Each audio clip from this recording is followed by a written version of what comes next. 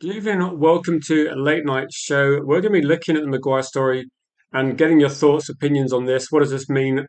Is this is this completely nonsense? This red card extension for what Maguire supposedly said.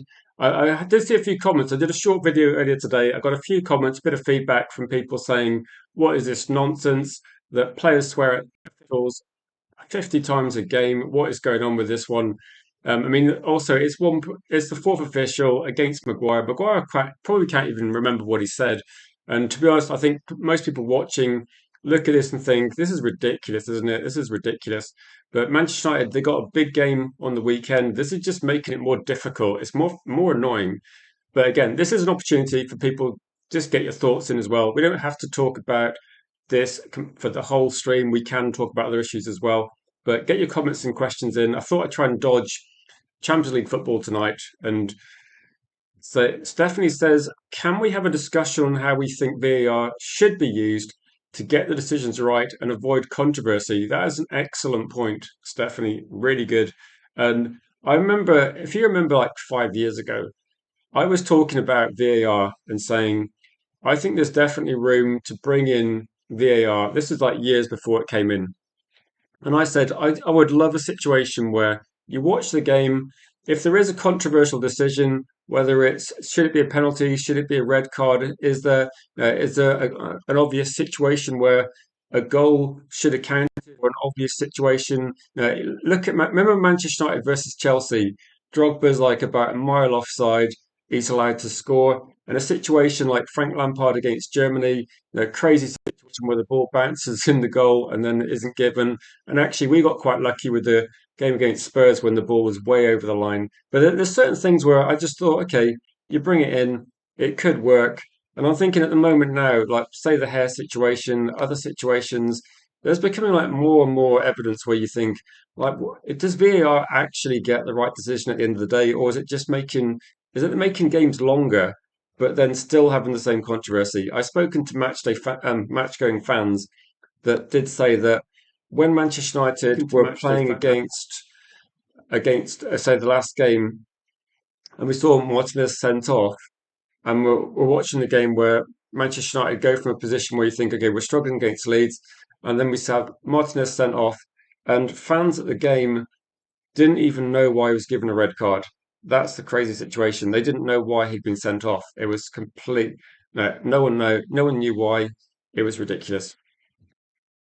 And if you have that sort of situation where people on the ground don't know why a decision's been given, there's something going wrong, isn't there? And I think with this one, sometimes you look at it and think the players are frustrated, the players are angry, and the fans are angry, and the whole thing just seems to be like a complete mess. So this is them where I thought that these are all kind of linked, aren't they? Big up to you, Danny. For people that are just tuning in, make sure you subscribe if you're new, but also make sure you share the stream.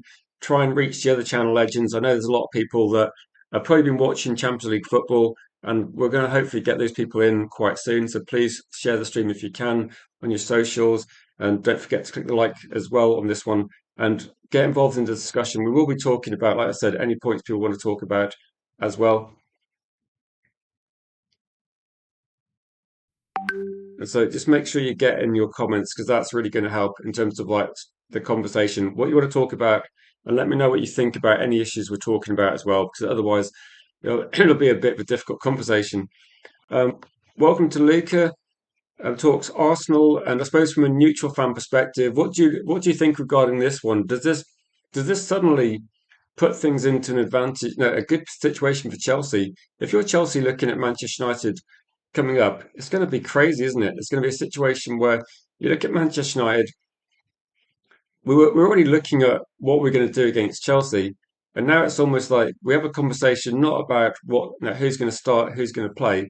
There's literally no other options. We're literally having a situation now where Manchester United will be forced to start Heaven and Joro. There's not really a lot of other options United can do. And if one of those players gets injured, and at the moment it is just a one game extra for Maguire, but it is still when you look at the league table, Manchester United versus Chelsea is a massive game. It is probably one of these games where if Manchester United beat Chelsea, you kind of write Chelsea off. Manchester United have finished above Chelsea. There's no issue whatsoever. But they've kind of like made it where Maguire would have been such an important player to come back. They made it a situation it didn't need to be. Absolutely ridiculous.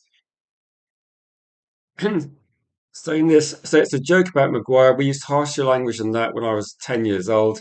So the game's gone. Honestly, I probably said worse at the time when it happened. And I think Maguire, if you look at it, I can't think of a single football player in the Premier League or any other top flight that doesn't say pretty much the same thing. And I think what Maguire's supposed to have said, Maguire's supposed to have said to the fourth official, this was kind of what I thought was quite funny. Maguire said, in his opinion, he said it's a fucking joke. And I think at the time, if you remember, Manchester United playing Bournemouth, Bournemouth, there was a situation where a lot of people were saying, is that a foul on Ahmed Jallow just before? And then they go down the other end. And I think it is a red card for Maguire because he does prevent a goal scoring opportunity. And Maguire's experience, he should have just let the guy go. So I think that Maguire got a red card. You could argue about whether it should have been a red card before for play. It should have been a penalty maybe for Manchester United the other end. But then when he got sent off, I think the first reaction is that he's pissed off. He said something which every single football player I know says that. I mean, Helgi probably was watching the TV saying, "What the fuck's going on?" It's not something where suddenly, if it was suddenly an offence to swear in a football match, we'd be pretty much playing five-a-side football after half an hour, and we'd be getting all these sort of tribunals. I think the crazy thing is that they pretty much this feels a little bit like there's some sort of like ridiculous thing at the FA where they just go right. What did you say? Maguire says, "I think I just said this." Xerxes says the same thing, and it's insane, isn't it? So I'll go through the comments because there's like sensible points to be made as well. Please share the stream if you can. And at the moment, I've actually added the Discord link to that one as well, so that if you click the link at the top, you will find all the socials as well. And so my view is this: take the Armoured, no penalty incident at Bournemouth, big knock-on effects for us. I think with this one, I mean, I do blame the owners because we don't have much depth, and that's a massive problem. And I think what we see is that we've got no depth, we've got terrible owners, and the knock-on effect is we don't have much leeway. It's crazy, isn't it? Big up to you, Clive, as well. I know you're an Arsenal fan. I saw you on Josh's channel, excellent Arsenal channel, and big up to Josh as well for letting me post the link. He's a good guy, and we have collaborated a lot. I'm bringing things back, Clive, but as I've said, we're all football fans and we all kind of like look at this we all look at VAR I think in the same way and just think what is going on with VAR. It's a bit of a joke. I don't think any football fans really happy. I think I'll even say this. I think there's been some games where Manchester United have been lucky with VAR. There's some games where you look at it and think that VAR decision shouldn't happen. I think the problem is most of the decisions you think like there's no consistency. It feels like today you're going to get a penalty, you're going to get decisions go your way, and then another day it's going to be a bit of a disaster. So I'm kind of in the mindset where I thought VAR was going to bring some improvements, and I'm starting to think I'm not sure it really is. Thoughts on Mark Goldbridge? I mean, personal thoughts or just that he sold his channel? I think people think he sold out. Well, literally, he did sell. I think people think that he sold out and people aren't really happy regarding that. I think a lot of people think that this is the view I've seen for a lot of people. They think that Mark has sold out in terms of it's now not an independent channel somewhat. But again, I don't know. We'll see.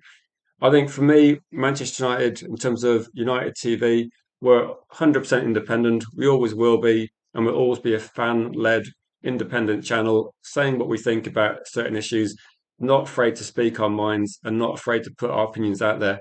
And I think it's the best way to be. I say, no matter what the situation, ref needs to understand the stakes in elite football. People get pissed off. They say things. It's ridiculous to be that fragile. I would say, no, good point, Helgi. Can you imagine though, for Manchester United, you spend weeks preparing for matches. There's very high intensity. It's the Premier League. There's you got tens of thousands of people shouting. It's a high pressure situation, and things happen, and there's massive stress involved. I mean, if you think about the average viewer, and we're kind of like feeling stressed and angry watching games sometimes, but particularly because some of the games have been stressful, and I don't know, it's the sort of thing that in the heat of the moment that I always say, I'm not offended by swearing in the slightest. And if you have a situation where, say, you hurt yourself or something dramatic happens in a sporting event, you kind of like your first reaction is sometimes just to shout something out. It's just like kind of an initial reaction, isn't it? It's just like a coping mechanism. And if I was Maguire, your first reaction is to probably just to think, what the hell is going on? And if the fourth official is that fragile, maybe let's be realistic as well. If you're a fourth official, you've probably had 50,000 people shouting things much worse than you for the majority of the game. It's just part of the game. I'm going to go Roy Keane here and go, but it is your job. I mean, it is your job. Okay, it's not ideal, but referees get paid very well, football players get paid very well, and it's kind of what you're expected to deal with. I just think it is crazy that it could change things, isn't it? That's probably that's the frustrating thing. Luke is saying practically Maguire's out. What does this mean? It means that Manchester United have only got two centre backs left. They've only got Aiden Heaven, who came from Arsenal, and they've got Euro. That's literally it. And unless Manchester United decide to push Ugarte in defence or Casemiro in defence, something which makes me think, I really hope I don't see that. If we see Casemiro or we see Ugarte lining up as a centre back, I'll be thinking, uh, yeah, I don't think so. I don't think so. Oh, okay, hang on a minute. Hang on a minute. I just want to check something. I spoke to a couple of fans tonight. Fozzy TV, Liverpool fan. I've known Fozzy for probably about 5 years now. Top guy. We did a lot of collaborations in the past. And Josh is the Arsenal fan. So it's the other red. Thank you for pointing it out, Clive. I kind of like, I did a couple of, I was watching two people at the same time, just kind of like speaking to them and saying, we're back. This is the new channel. This is the new um, our new part of YouTube where we're looking at Manchester United content and getting people involved. Myself, Helgi, Widzer, Better, and about four or five other regular guests will be getting involved. And I forgot which where I saw Clive because there's another account as well that subscribed. And yeah, I agree, Clive. I agree. I did say this as well, and I mean this 100%. Fozzie's a great guy as well. Fozzie TV, excellent Liverpool channel. When Man United play Liverpool, we'll get in touch. And also, I think Fozzie does general football content as well. So I'm I'm hoping to go on there quite soon and discuss about whatever he wants to talk about. But no, I think Manchester United and Liverpool, there's kind of this obviously rivalry, but also we both look at the same things and think, what is going on? So let's go for a few of these. But welcome to the community, Clive. If you want to get involved around, we really appreciate fans of rival teams putting their opinions there as well. It's something I do as well. I watch a lot of different channels across a lot of different teams. So when I'm talking about things regarding YouTube, regarding managers. I've got quite a decent amount of contacts now, so I kind of like message Fozzie and phone up Fozzie, speak to him, speak to Newcastle fans whenever it comes to stories, just to kind of get a balanced view, and particularly when we're talking about managers and things. But it's saying VAR is terrible in England and Europe. I would say, yeah. I mean, I didn't see the Liverpool game, but they flag for a penalty and then the ref said no. I don't know if that was considered a bad decision or not. I didn't watch that game. I was actually streaming at the time yesterday. But there's definitely I see so many decisions where I see that Arsenal should like they're getting soft penalties, and then other games no penalties get given. It's not that I don't think it's actually biased towards any team. I think it's just poor and erratic, and it feels somewhat that the refs are deciding the games more than ever.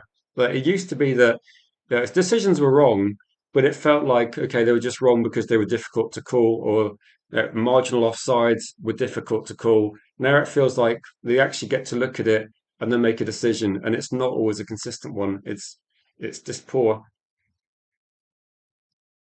So VAR should be used to help the ref if he's unsure. he asks to see a replay and then decides from that.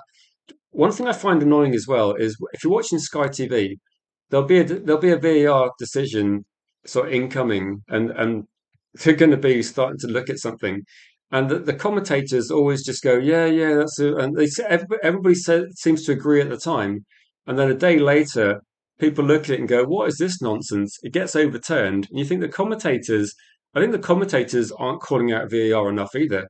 I think they're going along with it, and they're complicit with some pretty piss poor decisions. Let's be honest. And you look at it and think, why are they not saying anything about it? It is just nonsense, isn't it? I mean, I'm not going to sit here and say we haven't got decisions going for us because we definitely have.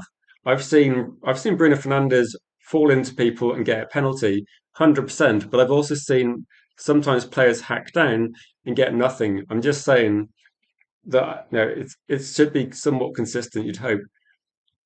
Cody says we got decisions in the past. Opponents red carded.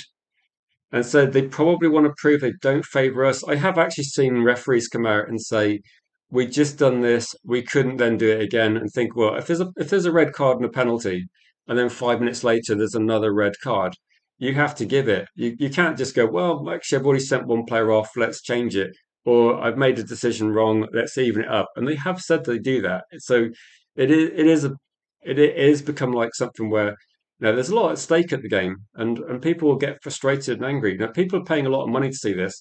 But when I spoke to matchday Manchester United fans, they went to the game. They were watching Man United play against Leeds. Lissandro Martinez got sent off, and no one in the ground knew why. The referee tried to announce it. His mic cut out. They didn't actually hear what he said. They just watched it and thought, "What's going on? Why is Lissandro Martinez being sent off?"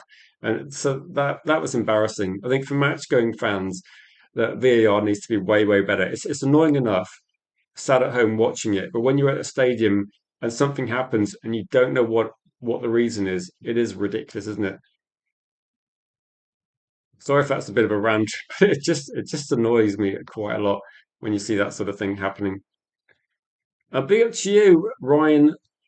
Good to see you, Ryan. Have you got more than one account? Because I saw a comment you posted, but I may actually yeah, I need to use the like all of my brain. I forgot. It's like the gaming sim account is the massive one, and that's the other one. But no, I actually watched a couple of your videos on your account because they were at Old Trafford Tunnel. I was like, that's pretty nice.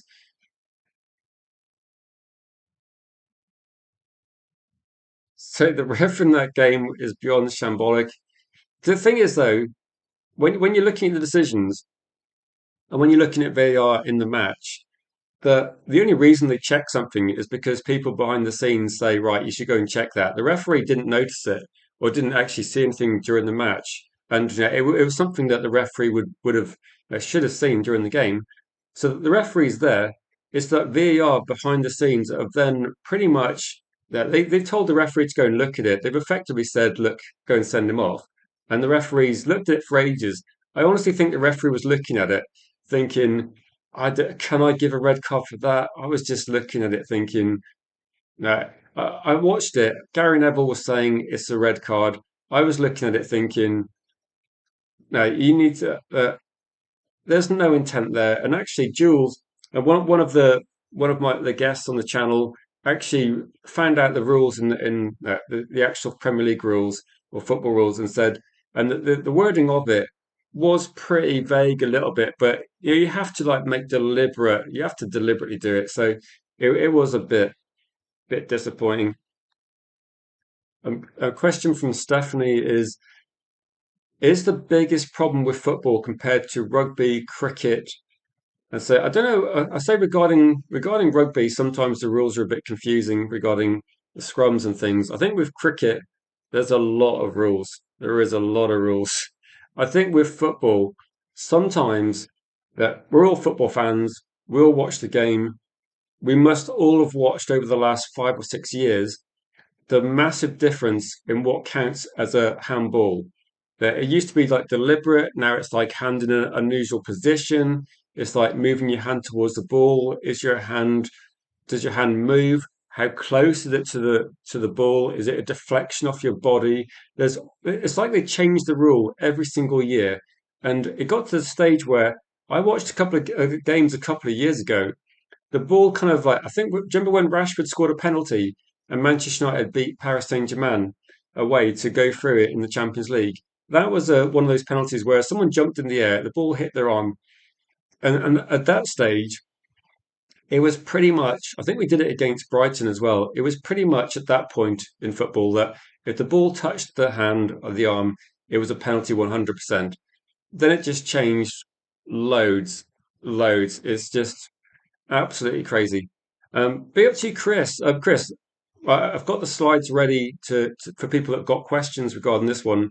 So this is the news story that happened. So in terms of this one, Harry Maguire, extra 1 game suspension, £30,000 fine, and the £30,000 fine, extra 1 game suspension. The FA released what the reason was. The fourth official, Matt Donoghue. I mean, I don't know what his track record is, but he alleges Maguire said, "You're all a fucking joke." So and I was thinking, well, okay, for a start, Maguire's not wrong with a lot of the decisions. Maguire's defense, he says, I said something along the lines of, "It's a fucking joke." To be honest, I mean, it's pretty similar. And it's this is kind of like this is the basis of it. This for me has all the authority of it. It sounds a bit like you've taken two children to the headmaster's office. Maguire says, "I didn't say that." The other guy says, "Yes, you did." And they go, "Okay, in that case, you did say it. 30,000 fine, 1 game suspension." It's stupid, isn't it? I mean, I think Manchester United. When I saw this, and it did make me smile a little bit because I thought Manchester United have gone, let's send in Xerxes. Xerxes is a nice guy. No one says anything nasty about Xerxes. He seems pretty chilled. So I think Manchester United sent their most chilled out player to go to the tribunal and say, Maguire didn't say that.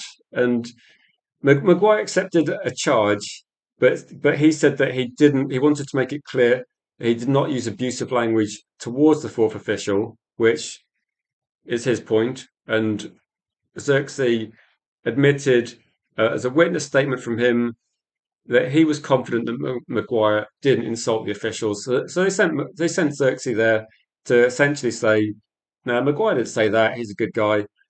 And the officials said, "Well, we believe the four." It is ridiculous, isn't it? So it's effectively actually two versus one, and they still didn't.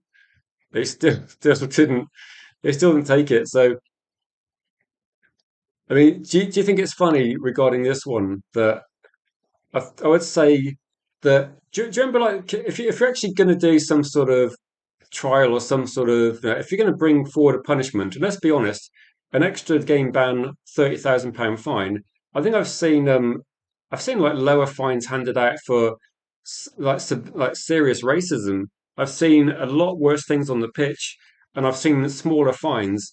And we got a fine. We've effectively got a £30,000 fine for swearing, and that's it. I mean, and I've seen this is kind of one of the things think is a bit wrong in football. If you get some abusive language that is racist, personal, and you see people that do tackles that's going to injure somebody, malicious tackles where they deliberately go through on them. And I've seen this for no, all this is all applies to all teams, not just against Man United, but you see deliberate foul play, violent play, and then we're talking now about the most recent things that are affecting us. We have two centre backs out, one because he touched someone's hair, and the other one because he said this is a fucking joke. That's it. Manchester United lost two. They're probably the two most experienced centre backs that will probably be featuring in the game against Chelsea because of those reasons. That's the situation. And there will be people that have gone 2-footed through people, deliberately fouled them, elbowed them, which is fine. That's the situation, isn't it? Chris says, "Yeah, we've got a situation here, haven't we, where we're kind of we're running out of players, 100% running out of players. I mean, like Clive, like I know you support a different team, but you must see the same sort of thing with your team where sometimes you get decisions go for you, and then sometimes you look at it and think, what is going on? Like VAR is like prioritizing certain things and just I mean, I've seen it go for every team. I've seen Man United get lucky with decisions, and I've seen decisions go against us. I just one thing I haven't seen is something consistent about it. And one thing I would say is I'm gonna be looking forward to it now. Is that if we see some sending off and people are swearing? Do you remember the situation we saw with when Casemiro got red cards for touching someone's neck, and then someone grabbed one of our players around the throat, and I was thinking like, come on, guys, this is a bit stupid. Welcome, Dux, to the chat. Good to see you. I don't know if Ryan was streaming tonight, but I was going to say that if he's not, then hopefully I'll get to get a few people in the chat from there. But if you are able to share on your socials as well, that will be massively appreciated. So they're escalating the Maguire situation over nothing concrete. It's just ridiculous. It's stupid, isn't it? There's nothing concrete, and this is the situation why Man United will go into the game against Chelsea at a big disadvantage. I said this yeah, in January we were talking about this and saying Manchester United have got this vulnerability. They don't have a lot of backup options. We know that to be the case. And I was just thinking, well, we need to be lucky with injuries. We need to be lucky with suspensions. And now I know where players cover their mouths when on the pitch. I mean, the thing is, they don't. I don't think they've even got footage of it because there must be cameras. When I was talking to Jules, he said there must be cameras everywhere on the pitch, and they should be. No, to be honest, as soon as people get sent off, the camera goes straight to them, and I can't even remember Maguire actually. Like he was obviously in the middle getting sent off. Then the fourth official is nowhere near him, is he? And then I think what Maguire's saying that's how you would say you would swear at the situation. You're not going to like the fourth official is going to like VAR is not the fourth official, is it? VAR is like somewhere else, and the fourth official is probably just there. It's crazy, isn't it? So VAR is inconsistent. Do you know what we could have done? We could have just we could have just probably for every decision we should just roll dice or flip a coin, and it'd probably be about as consistent. So you should just go, oh, I don't know, that offside's quite close. Let's not use any computer graphics. Let's just flip a coin. Let's just roll a dice. If you get 4 to 6, we'll count that as a goal. It's no, it's really ridiculous, isn't it? But if you've got some comments and questions in, like like I said, we can discuss anything you want to for like the next, I don't know how long we'll be streaming for. But I thought we'll stream at a different time. And I was thinking maybe we'll miss the Champions League games and see if that's a better time to go. Yeah, no. Do you know what, when I was saying it, I was thinking that Man United should be paying the ref and getting like the double-headed coin out and going, let's get the loaded dice out as well and get these. No, it is. Sometimes I wonder whether Manchester United have just yes, I've got the friends in certain places because a lot of it seems to be like geared towards making it. Are they trying to make Chelsea an interesting game? Is that what they're trying to do? Manchester United, like this is the first time in months we actually be on an okay run, and I was thinking we got a little bit of safety, a little bit of a safety net from Chelsea, and suddenly it's been reined back in. It's no, it's a bit disappointing. So let's go through your comments, guys. Let's if you got any sort of suggestions about how things can improve, I do agree with Stephanie's comment that maybe what they could do is they could look at trying to simplify some of the rules. I mean, it sounds bad, doesn't it? It's almost like saying, look, we know you struggle to actually implement the rules of the game. Let's just like dumb them down a little bit. It's a bit like getting a complicated game, and with young children, we're kind of let's just simplify the game a little bit so that football people can actually referee it properly. Like the refereeing is being disappointing. Let's just see if we can make it a little bit easier. And I do sometimes think that's what is required. That quite often, I mean, I don't think he's in the comments at the moment, but quite often we get a few a few people watching, and one of the people watching is Jeff, who is a professional referee, and he will be someone that sometimes looks at decisions and goes like, what is this decision? It's nonsense. Like the rules of the game, it shouldn't be happening. And I think you shouldn't like you used to be able to get those sort of errors if you know if for some reason then there was a thing, there was a situation where you just had to judge it based on, okay, I'm not sure what happened, and you kind of like assess what you think has happened. But we're talking about a situation where you like go to the VAR, and when you go to that situation, you've got loads of thinking time, haven't you? Even like I'm watching it, like I watched it about 10 times, and I think the referee actually watched the Lissandro thing loads of times, and if it was clear, he'd have watched it once, wouldn't he? It wouldn't have made a lot of sense. Do I remember the season that they were giving handballs for everything? Even Steve Bruce criticised it, even when it favoured him at Newcastle.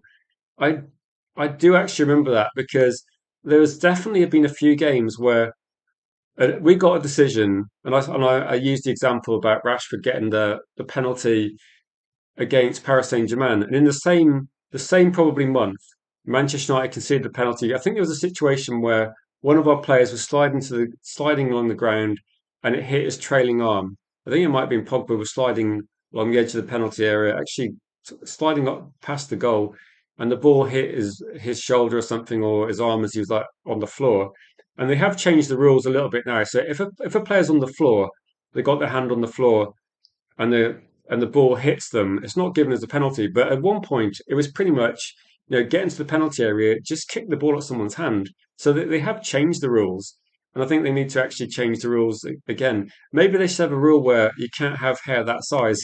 Maybe you can't have that one. And I think now the most frustrating thing is if you're yeah, if there's a fantastic goal, but the ball is kind of adjudged to have almost like scraped your sleeve in the build-up or something, even though the ball's trajectory is not changed, though it's almost like they are looking for a reason to go, let's just have a look at the build-up. Maybe it touched his arm. And for me, that's just like that is a really crap reason. Even if it's like if the goal scored against us, we just go, oh, we got a bit lucky. But in reality, if the ball is just like if you're not controlling the ball with your arm, if you're getting no advantage, and unfortunately, it doesn't matter if you get an advantage; it just has to touch your arm sometimes, and it's just given. I think the rules are actually damaging football a little bit.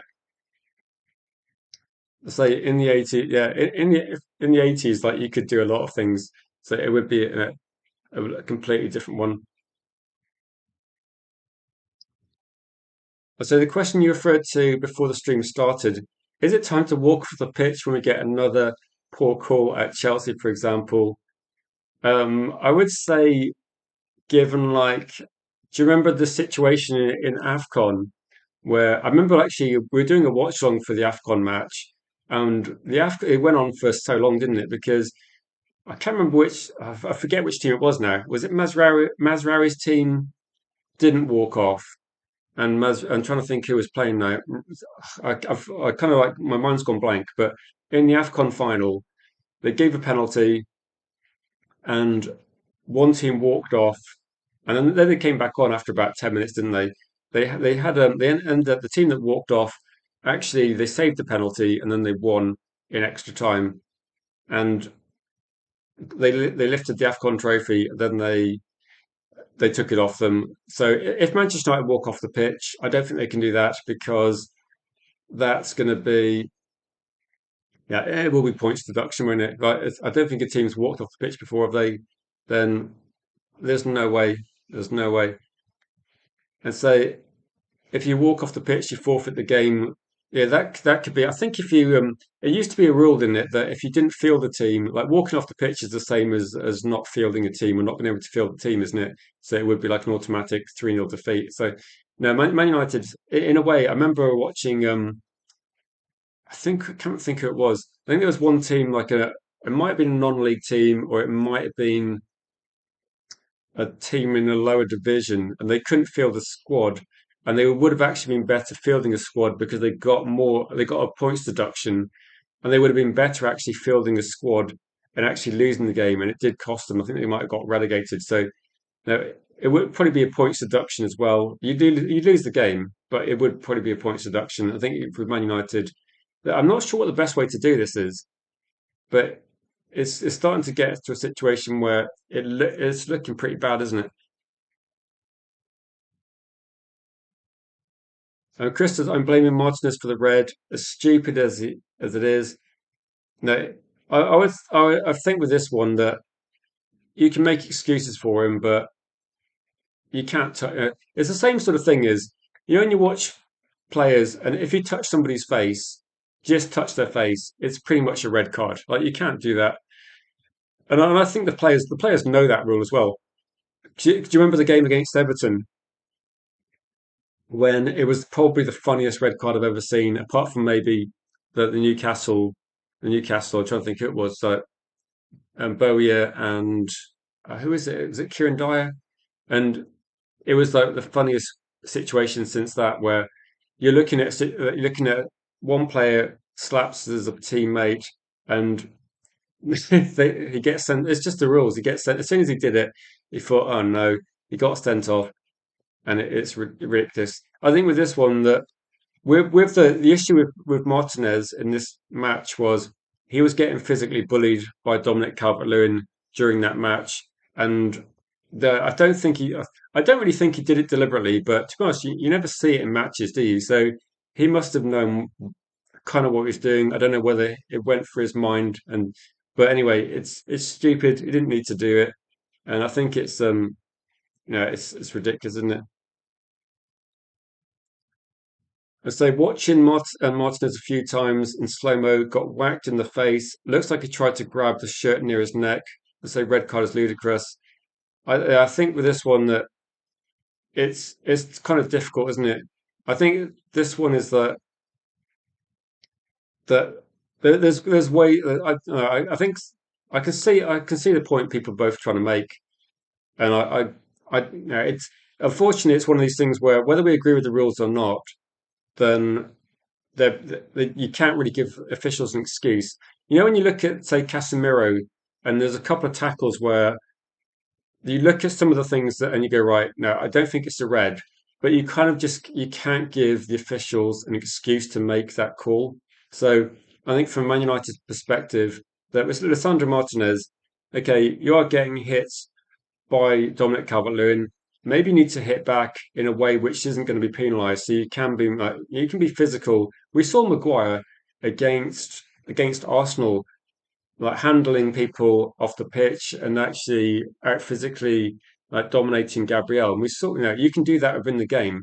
But I'm just saying, as a football player, don't even give a like don't give the referee an option to do that. Like it's like when you look at people diving, don't dive. It's gonna be a yellow card. Don't take your shirt off when you're celebrating. You know it's gonna be a yellow card. Maybe if it's like the 93rd minute and you've got a winner, you can kind of understand it. But in reality, you could be like accruing yellow cards. You could miss a game. If I was in charge of the club, I would be thinking, you got to be professional. You know these things are yellow cards. You know that and the thing that's frustrating as well, this is the one thing that annoys me.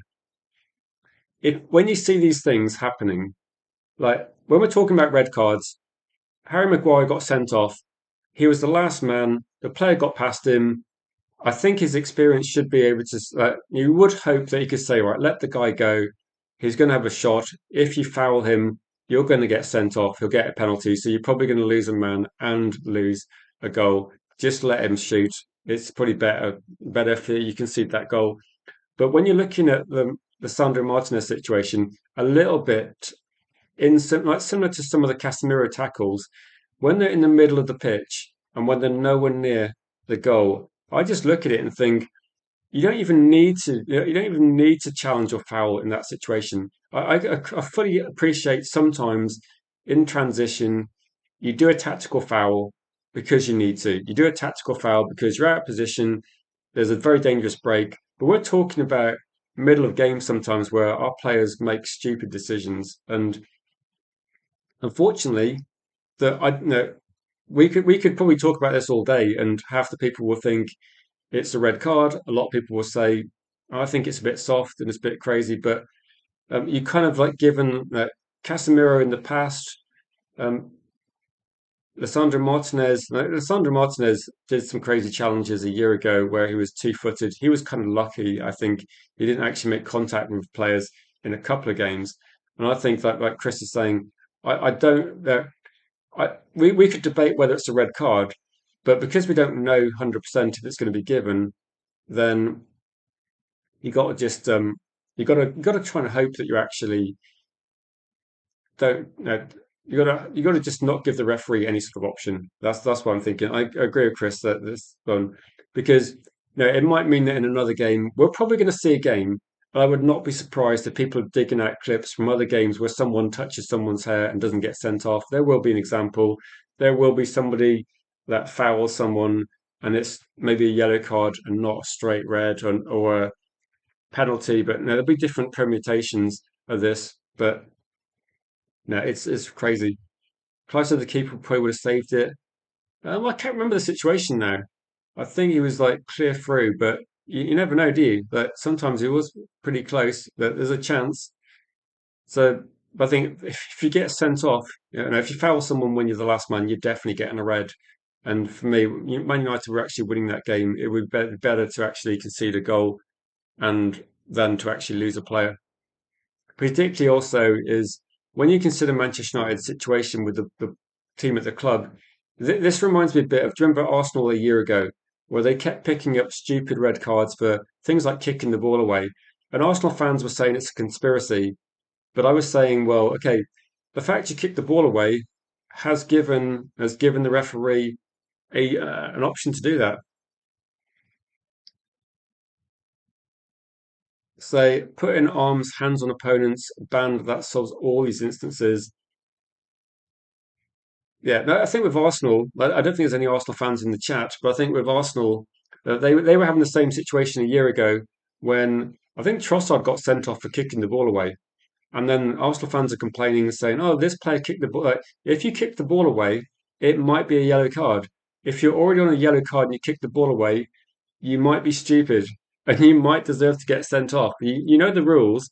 Like, don't give a referee an option. Like, if you don't kick the ball away, you're not going to get sent off. And we've seen that loads of times. And I do not understand why people are surprised that big up to you, Niall. Big up to you, mate.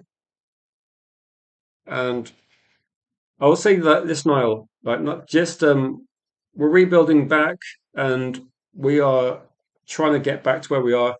We're I'm messaging people I know, Niall. If you know people, Niall, if you this is also another point as well. Like Niall, you watch a lot of YouTube as well. If you're on other channels, obviously I'm not going to spam my links and things like this. But if you know other people, just discreetly let them know that we are back because I kind of lost contact with probably I would guess about 100 different channels that I know of people that have been guests on here over the last 4 or 5 years. And I'm gradually working. Tonight I spoke to Josh, tonight I spoke to Fozzie, and I'm gradually kind of working my way through people I know. What I'm doing is I'm looking for people on YouTube and just messaging them when they're live, just having a conversation, and gradually we're getting back. So Niall, if you could like spread the word, but also the main thing is this is kind of the hub. All the links are at the top, pinned for the socials, and get involved in the conversation. So Niall, let us know your opinions and help push the conversation. I think Rice, yeah, Rice might have got red carded. There was like about three, wasn't there? There was one where I think it might have been actually one of these people. I think Declan Rice did he get a second yellow or a red card for delaying the restart from like there was a free kick and I think Declan Rice was in the way for a second.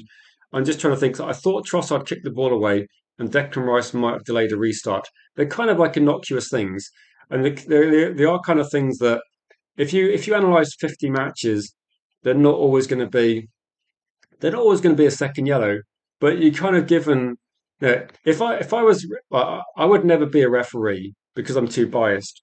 But well, if I was a referee, I'd probably only be allowed to referee. I don't know who's in the Premier League. Like Burnley, I don't really actually.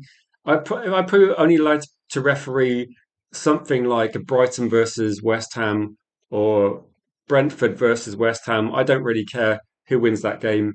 That I don't have allegiance towards those, but most of the teams in the Premier League, I wouldn't be allowed to referee. Maybe I could referee Liverpool versus Arsenal because, well, actually, no, I'd probably still be a bit biased against Liverpool. Let's be honest. I think so, but if I was able to referee games and try and keep it fair, there's loads of decisions on the pitch where they can be slightly subjective. So you could easily throw a second yellow, couldn't you, and go, okay, right, Declan Rice he did this. It could be a second yellow, maybe 30% of the time, and go right. Here you go. Here's your second yellow, and you're off the pitch. And it's the same. And people, Declan Rice and Trossard and Arsenal fans will moan about it, but everybody knows the rules. Absolutely. And say there's didn't didn't wasn't there an England friendly when like quite recently? Didn't somebody get booked twice but not sent off? I thought that I remember that. Who was the guy in the World Cup, the English referee that did that? He booked someone twice, didn't he? And then I think he did another foul. So I think he gave him a third yellow and then a red. And I think he didn't officiate any other games. It might have cost him the final. But I thought it happened in a friendly couple, maybe like a month ago. But it is that if that happens in this day and age, you've got to look at it and say, what on earth is VAR doing? It's like literally no help, is it?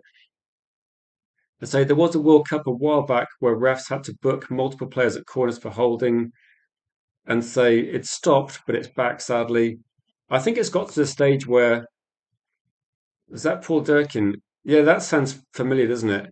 I'm trying to think. Is that the World Cup where they had like pink or white and yeah and pink and yellow with like checks and like white? So I think I remember the time. I can't remember what the game was, but I remember it might have been like a quarterfinal or semi-final, and you just think, wow, biggest game of the night of your career, and you kind of unluckily messed up a little bit. Let's say hello to a few people in the chat. Big up to you, Mr. Cake Cadet. It said, yeah, unfortunately, like last night, Maguire wasn't available, but he's a physical presence, isn't he? And he would be no. If you're looking at the game against against Leeds, you needed some fighters in there. For some reason, Manchester United seemed to be a bit surprised by the physicality. Nobody watching, nobody I know was surprised. I expected this from Leeds. I expected loads and loads of like elbow. I expected like loads of like flamey accidental elbow type situations, and I was expecting a bit of a fight. And Maguire would have been there because Heaven has got the physicality, but you got the experience of Maguire. I think this is what people are realizing that until Manchester United buy different centre backs or until Aiden Heaven gains more experience and confidence, then Maguire's still going to be there he needs to be alongside Yoro because what's Yoro good at? Yoro seems to be pretty good passing wise. Yoro's good at recovery tackles. He's got pace, but Maguire's got the complementary skill set, hasn't he? So Maguire's the physical presence. If anything, you could say what's Man United's best centre back partnership we've had, say going back the last 20 years, and it's going to be Rio Ferdinand and it's going to be Vidic. And Vidic is like a destroyer, physical animal, and Rio Ferdinand's got good reading of the game. He's not as quick, but he's got good reading of the game, good understanding, good at passing, good takes up good positions, and that's what I'm thinking with this one. At the moment, Maguire can read the game quite well. He's not quick, but Yoru can put in those sort of tackles. But when it comes to like defending your box, when it comes to like physical presence, and just someone that can like Dominic Calvert-Lewin's going to give it, Maguire can give it and just as much. And it would have been. I was expecting honestly this say so Dominic Calvert-Lewin, Andy Carroll. Didn't Andy Carroll injure? I'm trying to think who it was. Andy Carroll did a really poor tackle on. Was it Matic or somebody? It's something that he injured him. It was a really bad tackle. So was Ericsson? That was it. I was thinking because I remember seeing it in slow motion where he fouled him really badly from behind. I don't know if he even got given like as a foul, but so Kate Cadet says Calvert Lewin banging his elbow everywhere, but it went unpunished. This is why, yeah, I think people watching the Premier League, then it's a physical league. Okay, you're gonna. It's. I'm not making excuses for Calvert-Lewin, but I'm saying that this you got to fight fire with fire, and Yoro needs to toughen up a bit.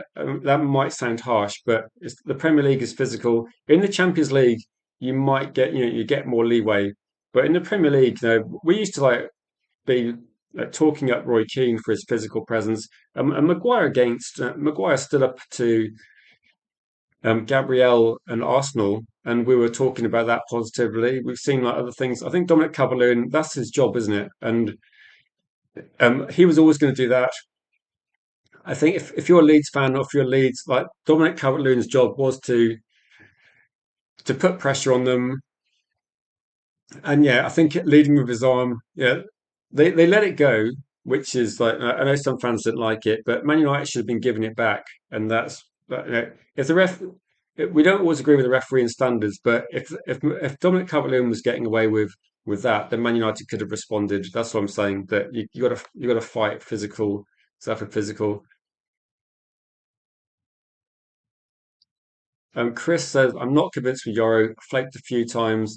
Bad passer. I think he's like actually it depends on like games. You can look at some games where he's been good on the ball. And I think he's a decent passer. Good. He has been good tackling wise. But I do think this as well that I think how old is he now? Is he 21 years old? That he's going to be one that he does need a lot of experience. Probably needs like if he's going to make the Premier League his home permanently, you'd probably say Yoro needs to bulk up a little bit, or maybe at least be up for the physical side of it a bit more. He doesn't seem to be particularly confident in the air, despite he is quite tall, and he does seem to. It's something he needs to work on a little bit. There's obviously some ability there, but he needs to work on things. I think Aiden Heaven has got the physicality to adapt quicker, but he's really raw. He's going to take a bit of time as well for different reasons. I think maybe in a weird way, if you consider how many games Yoro's played in, say, the French league to start with, then in the Premier League last season and this season, Yoro's had hardly any games at all, like hardly any games at all. And I think Aiden Heaven for me is progressing. This is kind of my take. I think Aiden Heaven's progressing a bit quicker. Yeah, I think it's the rules, Stephanie, that I do agree that you make a good point, but I think the rules are just annoying, aren't they? Chris says ball watching is terrible, not aware of surroundings. I think I'm going to say I agree. I think Heaven's got improvements to make. So is Yoro, but I think Aiden Heaven's got he's got a basic. He's obviously tall. He's strong, pretty fast. He actually I would say this. I think Aiden Heaven might have played as CDM in Arsenal's academy a bit because he looks quite confident when he's moving in midfield with the ball. So I think Aiden Heaven is somebody that could potentially get up there a bit quicker than Euro. That's no, I'm just basing that on a few games, but it's one where well, it'll be interesting to see how he does do. So Stephanie said you're concerned with Omar and Mbuemo's goal droughts. Is it time to play Shea Lacey? I'd say Shea Lacey is an exciting option, isn't he? Do you remember? I honestly can't remember the game, but Shea Lacey came on for a bit of a cameo, hit two amazing shots. I think one hit the crossbar. Actually, was one like a curling shot, just missed going in. I think it either hit the crossbar or the post, and then he had another shot which tested the keeper from distance. I would say for me that based on this, I think Mbuemo always has what's the word? Mbuemo has good off the ball work. He does cause issues, and I think he hasn't been getting goals, but we're a better team with Mbuemo on the pitch on the right than Almajallo on the pitch at the moment. So I said this. I didn't want to be too negative, but I did say when Almajallo started playing matches and at the start of Ruben Amorim's tenure, and people were getting very excited with Almajallo. I still think that Almajallo isn't really developing enough, considering how experienced he is, the age he is. I think you'd be expecting more, and I think Almajallo's goal scoring record has always been actually something that's a bit of an issue. I think of it that at the moment that I think Armadillo looks quite good in terms of he's good on the ball. You can see why people like him. He looks quite uh, when in terms of his running looks quite good. Dribbling is decent, but there's a lot of issues regarding how long does it take him to make a pass, how long does it take him to make decisions, link up play, defensive work sometimes. A bit, no, he will put a shift in, but I'm a bit concerned that where's the end product? Like where is the end product? And when we're looking at bench options, at the moment, if you're looking at what Almagiolo contributes to the team, people weren't happy with McTominay, but McTominay could hit a shot. McTominay was a more of a threat than Xerxes, than Rasmus Højlund, and Almagiolo at the moment. That Almagiolo, if he takes shots from distance, I'll say this: it's almost not worth it. That there's no. I've seen a few games where Almagiolo took a shot from. I don't think it was even that far out, and it's quite easy for the goalkeeper. He doesn't really work the goalkeeper. The shots are quite soft. But I do agree with Cody that as far as I can see, and I haven't seen loads of Lacey. Lacey looks like an exciting prospect for the future.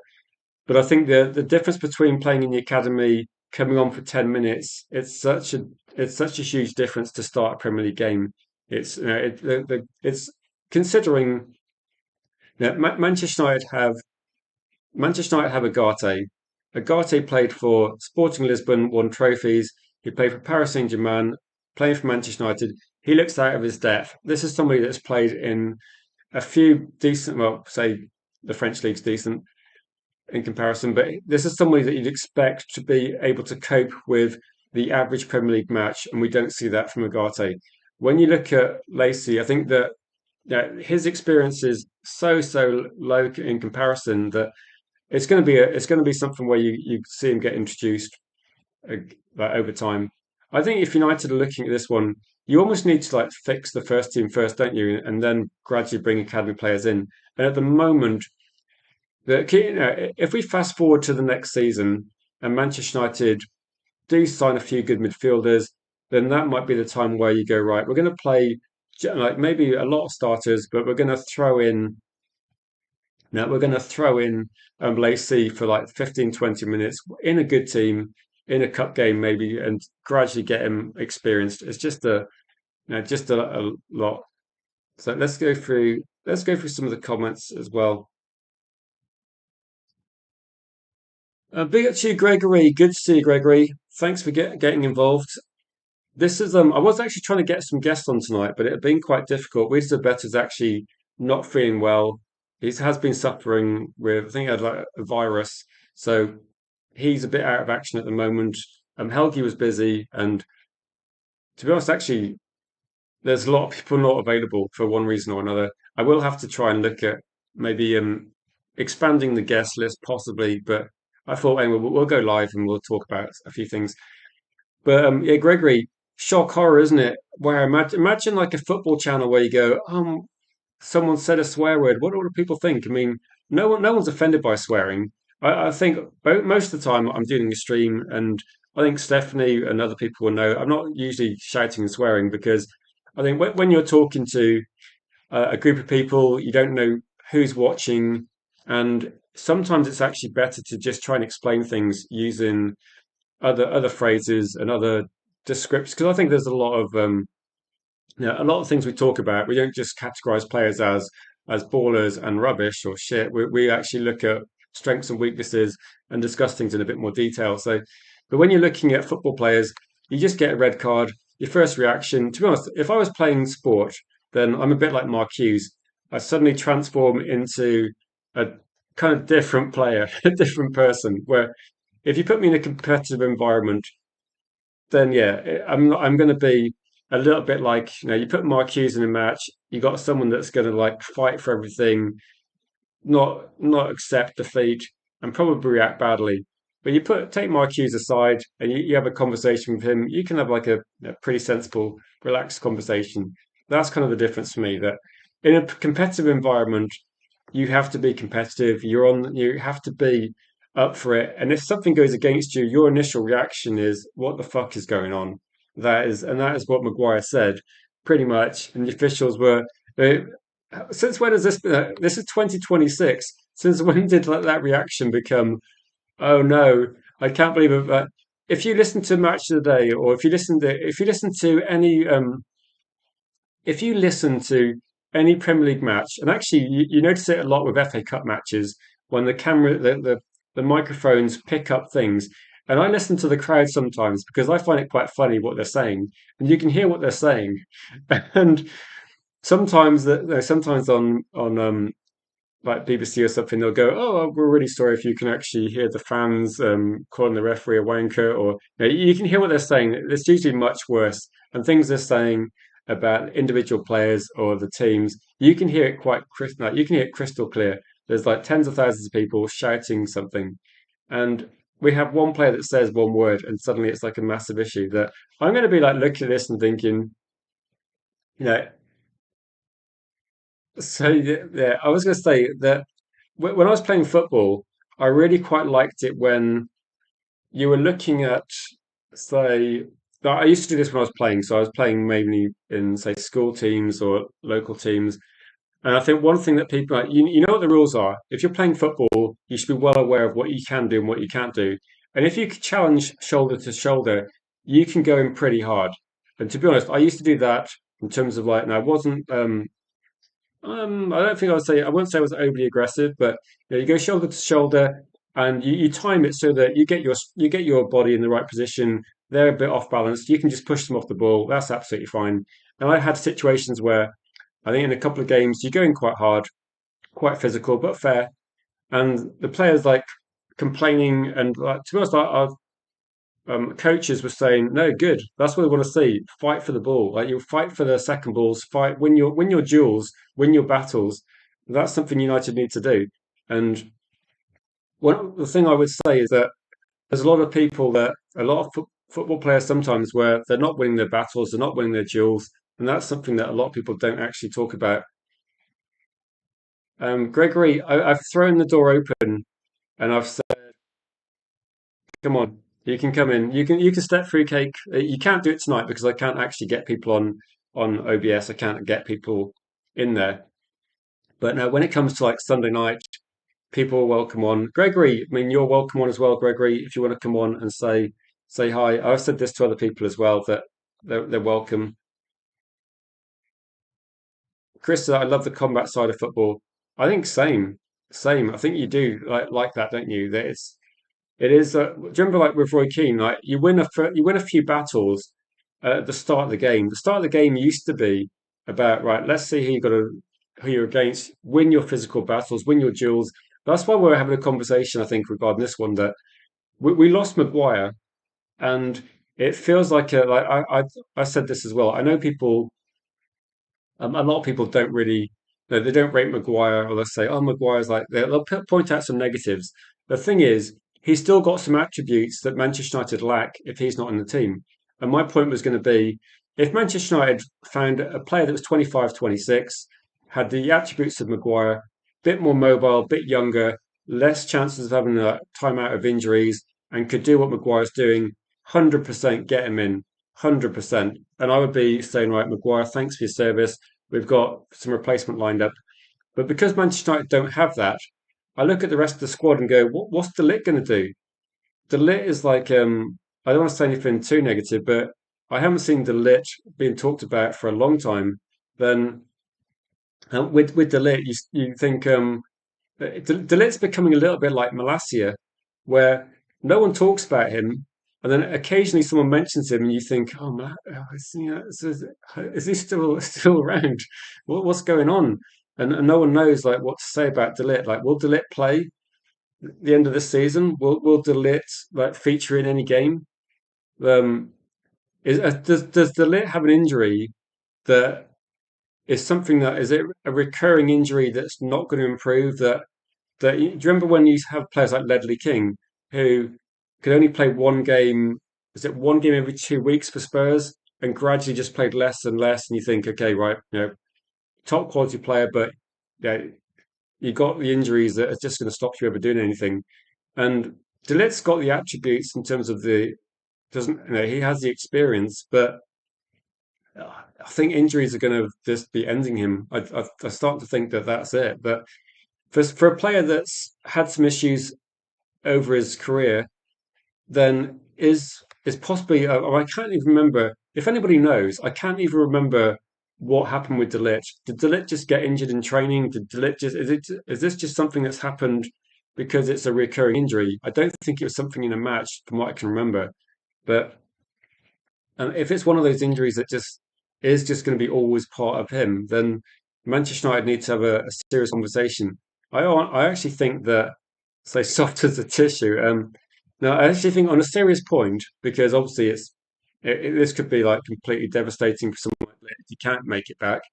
I think from a serious point, though, I think Manchester United extended Maguire because it's a bit of thinking time that maybe at the moment, Manchester United, they don't even know if De Ligt will be able to go back to playing football permanently. A serious point there that if De Ligt's got this injury now that he's going to struggle to come back, and maybe Manchester United are thinking, let's keep Maguire next season. We're hoping that Lissandro Martinez can play games. We're actually linked to a couple of like Senesi at Bournemouth. We're linked to other players that are quite cheap or free agents.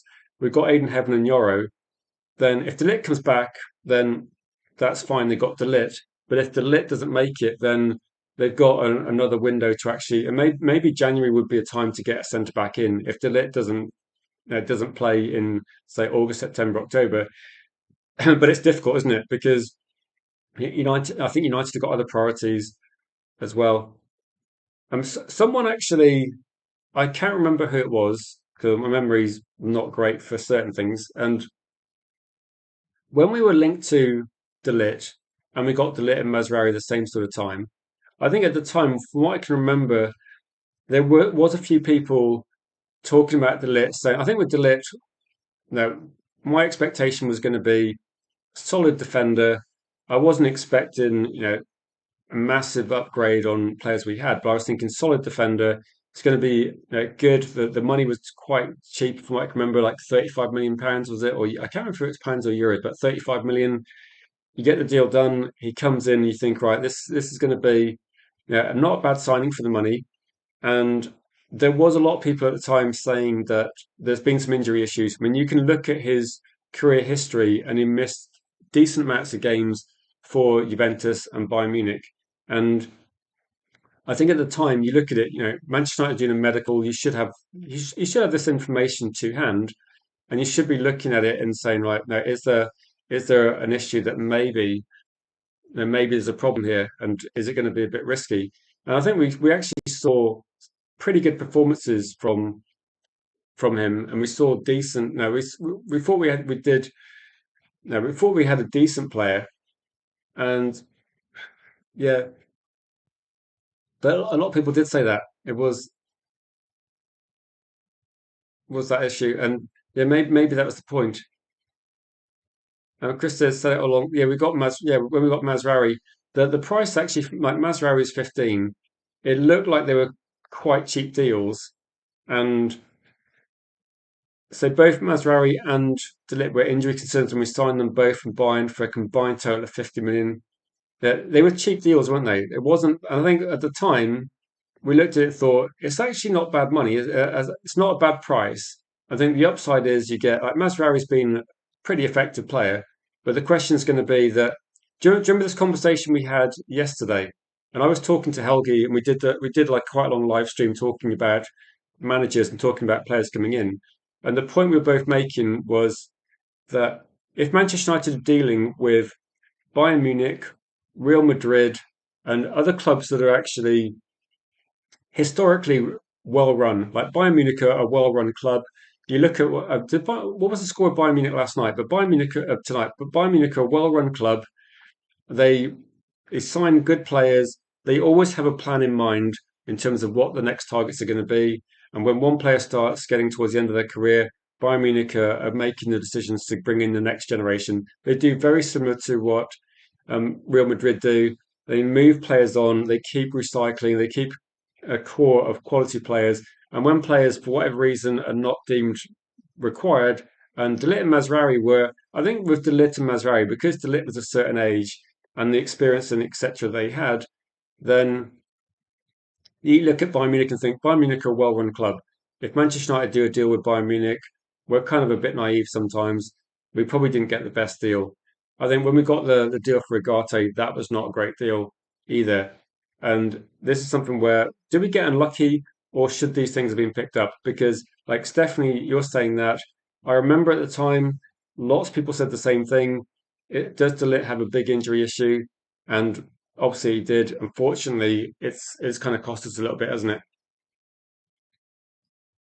And Kelly says they sold them cheap, but I mean about Bayern Munich, I think they priced them at no, they lowered the price to actually sell them. If you think about it, Manchester United have got players at the club that we could have probably sold.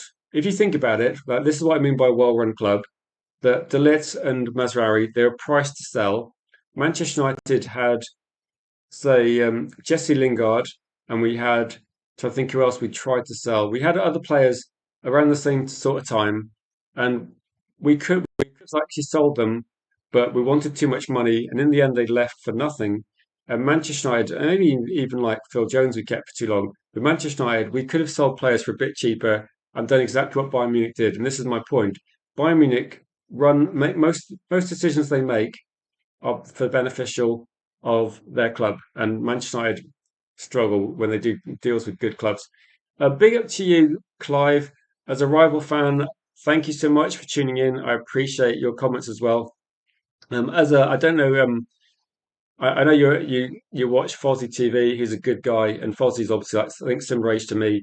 They've been watching Man United and watching Liverpool respectively for decades, and I think your opinions are uh, top quality as well. I think you're obviously like I think fans of like his channel would be happy with this channel because we are kind of like similar in terms of similar football fans, the way we look at the game as well. But it's a big up to you, Clive. I appreciate that. Hopefully see you again soon. And we will probably be moaning about Man United related issues, but you're welcome to laugh at that or to get involved in the chat. So let's go through a few of the comments and I don't really have any set plan how long the stream's going to go, so we'll just carry on for a little bit for a bit longer and see. Hopefully we'll get a few more people in the chat as well. So please share the stream if you can. We are going to try and get rid of. We're trying to get everybody back. No, we're happy we found Gregory back as well. So like one by one, people are finding us again. I've messaged about 5 people a day just to let them know that we restarted. And today was like people that were streaming Champions League matches. So, so De Ligt has been seemingly long enough to forget about the possibility of his return to the lineup. Yeah, do you get the feeling that I'm not saying we've moved past De Ligt, but I had this like a couple of maybe about 3 weeks ago, and I put all the links in the top of the stream as a pinned comment. I think I did anyway. And when we're talking about De Ligt, I did a TikTok video probably about 2 weeks ago, and well, when I did this video, it's a short video. It's like 20 seconds, 30 seconds. And I said players that Manchester United need to sell in the summer. Okay, so I just picked a few players that Man United need to sell. And I put in these. I'm trying to think off the top of my head which players I put in. But I put in Agate, Xerxes, I'm pretty sure. I'm trying to think who else I put in. I might put Rasmus because Rasmus does need to go. He is a player that's yeah, I know it's almost a done deal, but they're players we need to get money for. And I put De Ligt in there as well. I might have actually put Mason Mount. So I might have actually put in, say, De Ligt and Mount were probably in there. And a few people responded, and said, I think they put De Ligt, exclamation mark, are you a real fan? And my response was, is De Ligt going to play for us this season? Like, is De Ligt going to feature in any single game this season? And I can't remember the last time he did play. That whatever Manchester United are doing, if your player's not even playing and he's injured, I would say I said as well. If Manchester United, if we talk about De Ligt and say can Manchester United sell him, no one's going to buy him. What does that tell you? That for me, that tells you that we've got unlucky. Okay, and I think with this one that and people were saying, oh, De Ligt's quality. Go quality. he can't even walk at the moment. Like we're talking about physically demanding league, one of the most demanding leagues in Europe, if not the world. And that this I'm taking emotion out of it. That if you can't actually set foot on a pitch, why are we keeping you? Like we can't sell you because you're injured. That tells me that we should try and sell you for a low price. But if he comes back and plays a game, I'm just saying that we've seen this story play out for hundreds of players over the years, different clubs, and you just have to look at it and say like, no, he can't play football at the moment. That's the reason why. There's no. I've got no agenda at all. I say mention to Jim. Oh, is it which Jim is this one? So if it's Jim that's the moderator, then yeah, I know Jim well enough to actually message him, and Jim's been around quite a bit. But if you know Gregory, I know I think are you based in Canada? Well, my mind's going a little bit, but if you, I know you're quite active on a few channels, Gregory. If you recognise people that you know used to be watching this channel, there was actually someone that I need to try and get in contact with as well. That's called Chat Sport or something like that. I haven't seen him for a while, but I was saying if you see people on other channels, then please let them know that it's. I think it's quite easy to find if you Google United TV on, or you look at it United TV, then 1878, because it's the year we were formed, should be quite easy to find. But if you find any people on different channels, Gregory, just kind of discreetly just go, yeah, we are kind of restarting and see if they come back on. I mean, I took about 3 weeks off. I came back and Man United hadn't even kicked the ball. So, so it's been a disappointing one. Actually, one thing I do need to do is there's a couple of ex guests as well I need to contact. Big up to you guys. I did put something in the chat saying that let's try and get 20 likes, but um, whatever we get is going to be. It's great that we've managed to reconnect with so many people. I did actually go on a channel this morning and they were doing a like 11 o'clock show, and we overran because I was just talking too much, I think. So I am, and hopefully I'll message Jarvis as well and go on Tactical Devils at some point and gradually get the word out there. The thing is, I kind of underestimate, well, not underestimate, but I just realized by looking at this one, Jim with numbers after his name.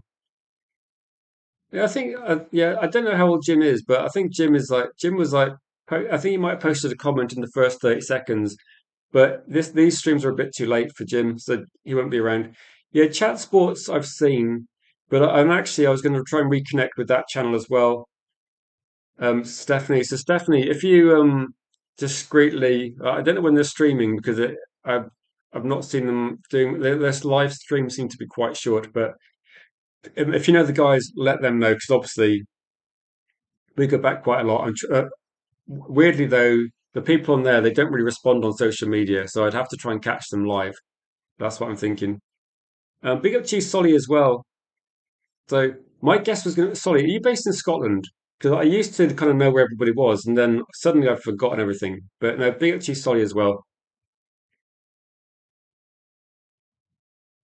So where was I then? So yeah, gradually we're getting people back. So hopefully share the stream. I don't really have a recognized schedule at the moment, apart from I do tend to try and put out my pro Manchester United propaganda at least like once or twice a day. I thought actually I quite like doing the late streams, and it was quite a good way of connecting with loads of American fans and loads of like actually American and Canadian fans. And I think the reason was not intentionally, but if you watch my channel, say, trying to think when you if you watch my channel about 4 years ago, for example, it would have been pretty quiet in comparison to what it was last year. But we used to we used to do streams this sort of time, and I used to have a lot of guests, and weirdly they're all based in the US USA. So I had a good friend in California. He's somebody that really helped push the channel forward, and hopefully I'll reconnect with him. He's kind of retired a little bit from YouTube, but the time difference of about 8 hours doesn't really help. But also there was a guy I knew from Texas. He moved. No, actually, was he from Texas? No, he was from Washington D.C., but he moved to Houston, Texas. He was like another regular guest. So I can kind of, I might try and, I was actually thinking I could bring these guys back for a celebration 10K stream, but now I might have to rethink that and maybe bring them back as a 1K celebration stream. You're banned from, why are you banned? You're banned from, Jarvis are like one of the most chill people I know. Why are you banned? Okay. If I visit, bring golf clubs. I'm not a golfer. I mean, I'm left-handed, and I thought for some reason, actually, end the madness. I don't rec. That's a good point. Where is end the madness? I don't know end the madness on any social media platform, but end the madness was a top account. End the madness was the guy that predicted Manchester United would finish in top four about 4 or 5 months ago, and well, no, actually at the start of the season predicted top four. So end the madness account. Look out for that one. We need to bring him back. Um, yeah, no, I've got a friend that lives in Carnoustie. He's really good at golf.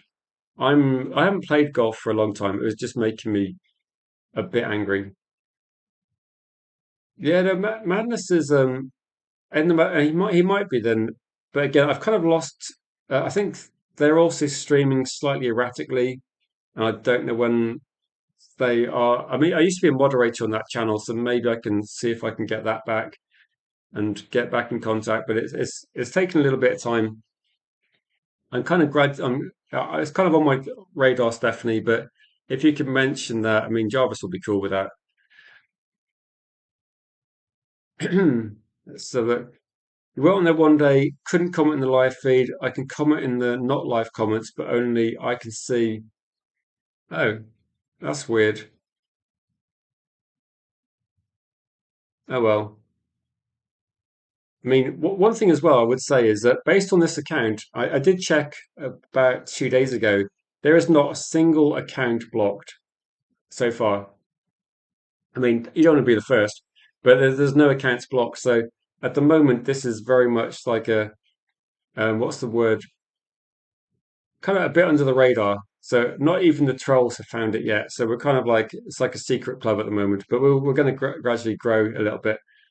But we will find these people at End the Madness.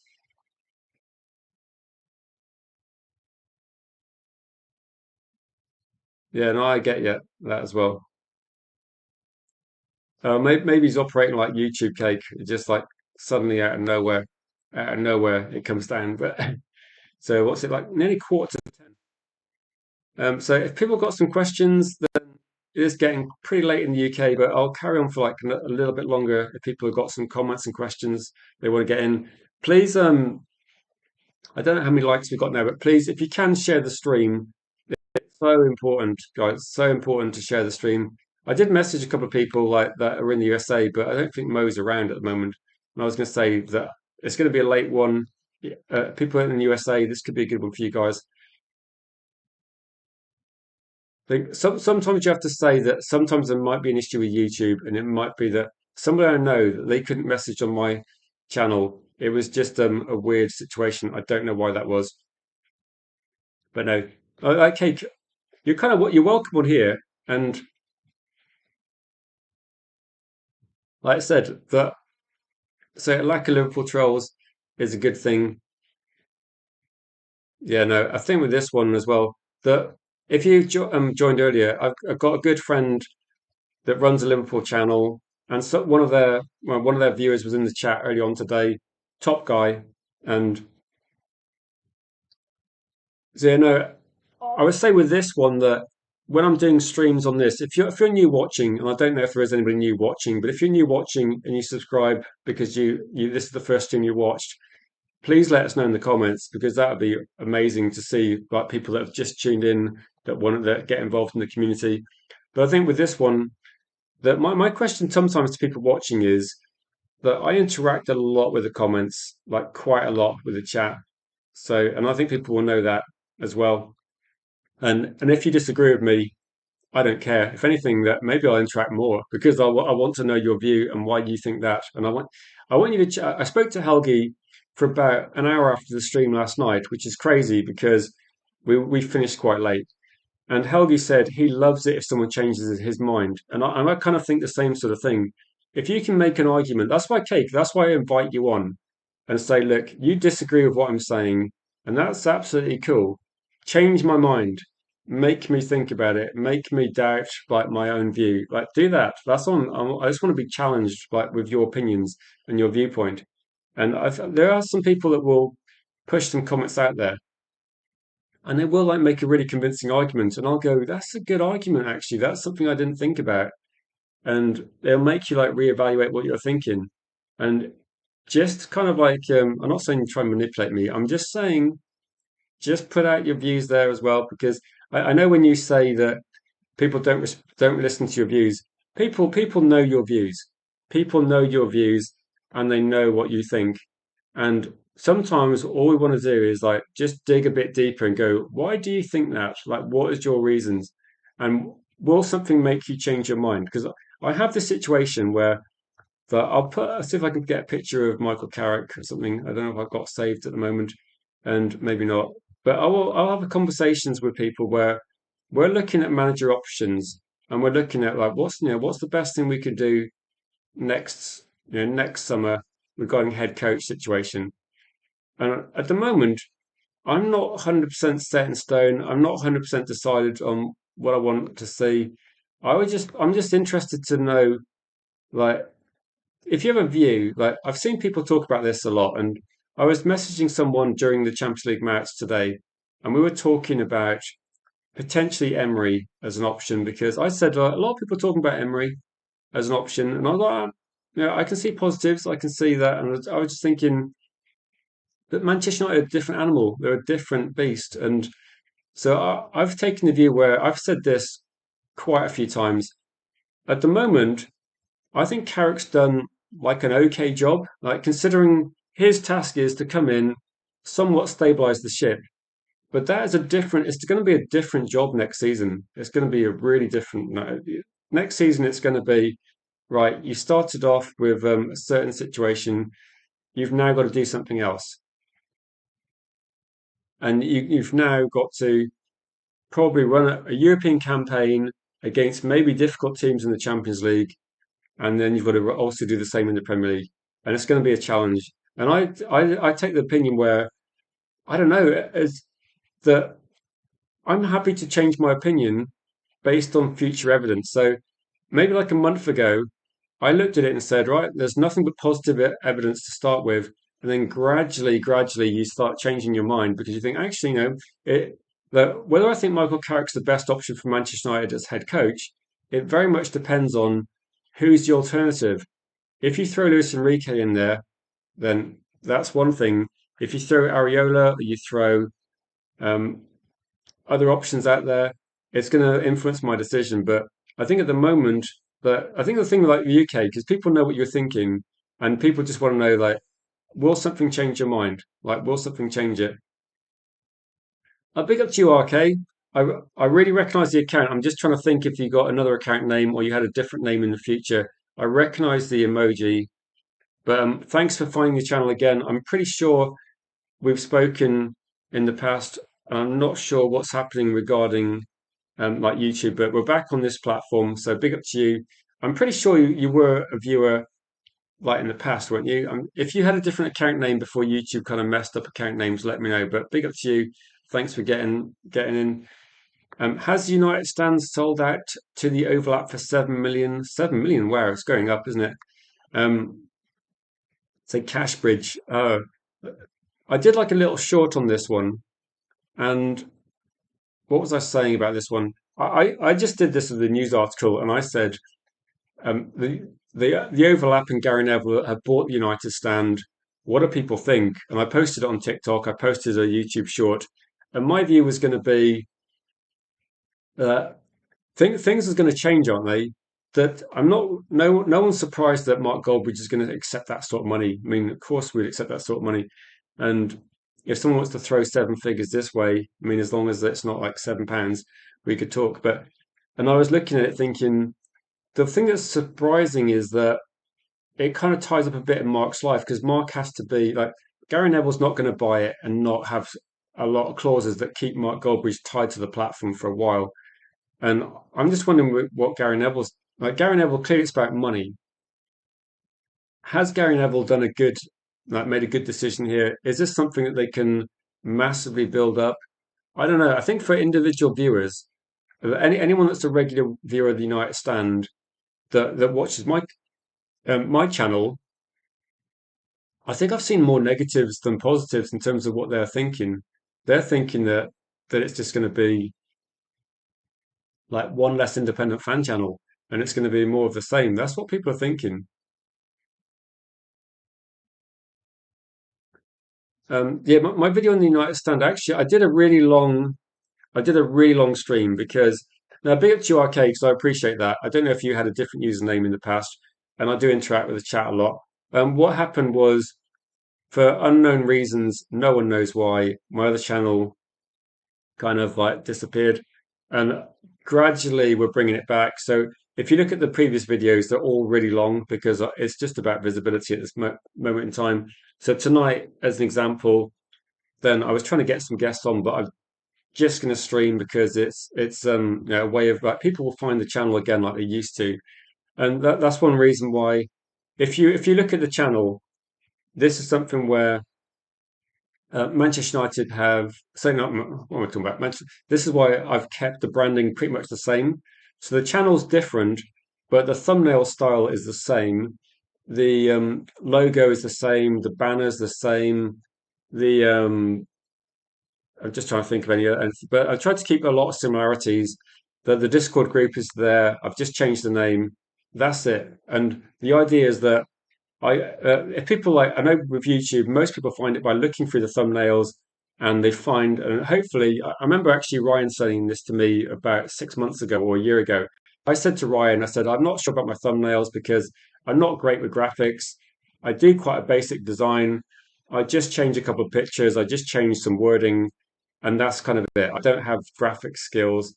And then when I was speaking to Ryan, Ryan said, "I know, but when I see the thumbnail, I just know that it's going to be a stream you've done." And I was like thinking, actually, then if I'm going to start again, it's quite like, but like I said, I've done it quite. I do quite like minimalistic stuff in terms of clean. I don't like putting loads and loads of like because if I'm looking at a stream, sometimes I see it where people have got like 50 different pictures and words and go.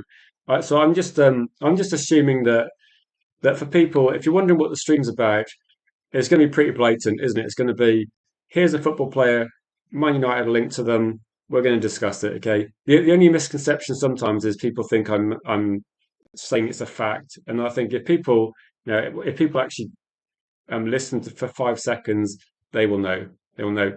Um, but in terms of that one, if you want to watch the video I did about a day ago, it wasn't for everybody. Some people weren't that keen, but of talking about it. But I'm just going for topical news. So at the moment, Maguire's in the news. It's a topical story, but as always, like this is the channel which will be largely driven by you guys. So now we're going to discuss United TV merging with United Stand because Stephanie posted that comment. But I don't know.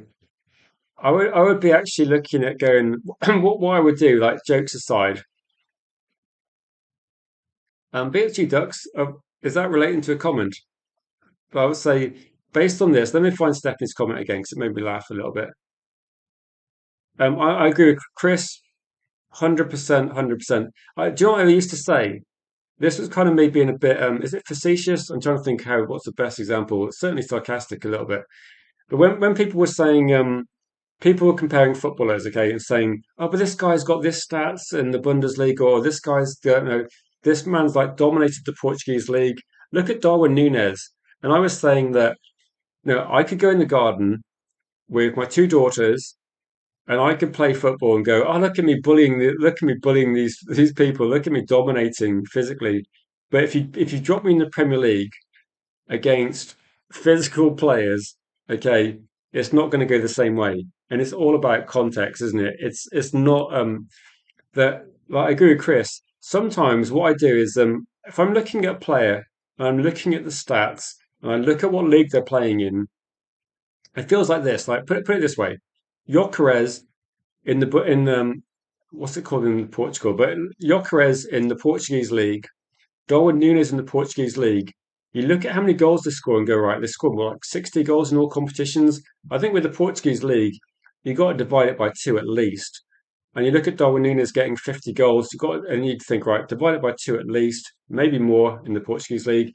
And I said this, I thought Gyökeres would, I don't know how many goals he's got this season, Gyökeres, but my prediction was he's going to get something very similar to to Ollie Watkins. So Ollie Watkins over the last 4 years probably averages between what 13 to 14 to 18 goals. So I was going to say that whatever Ollie Watkins has averaged over the last 4 years, I think that Gyökeres will get something similar.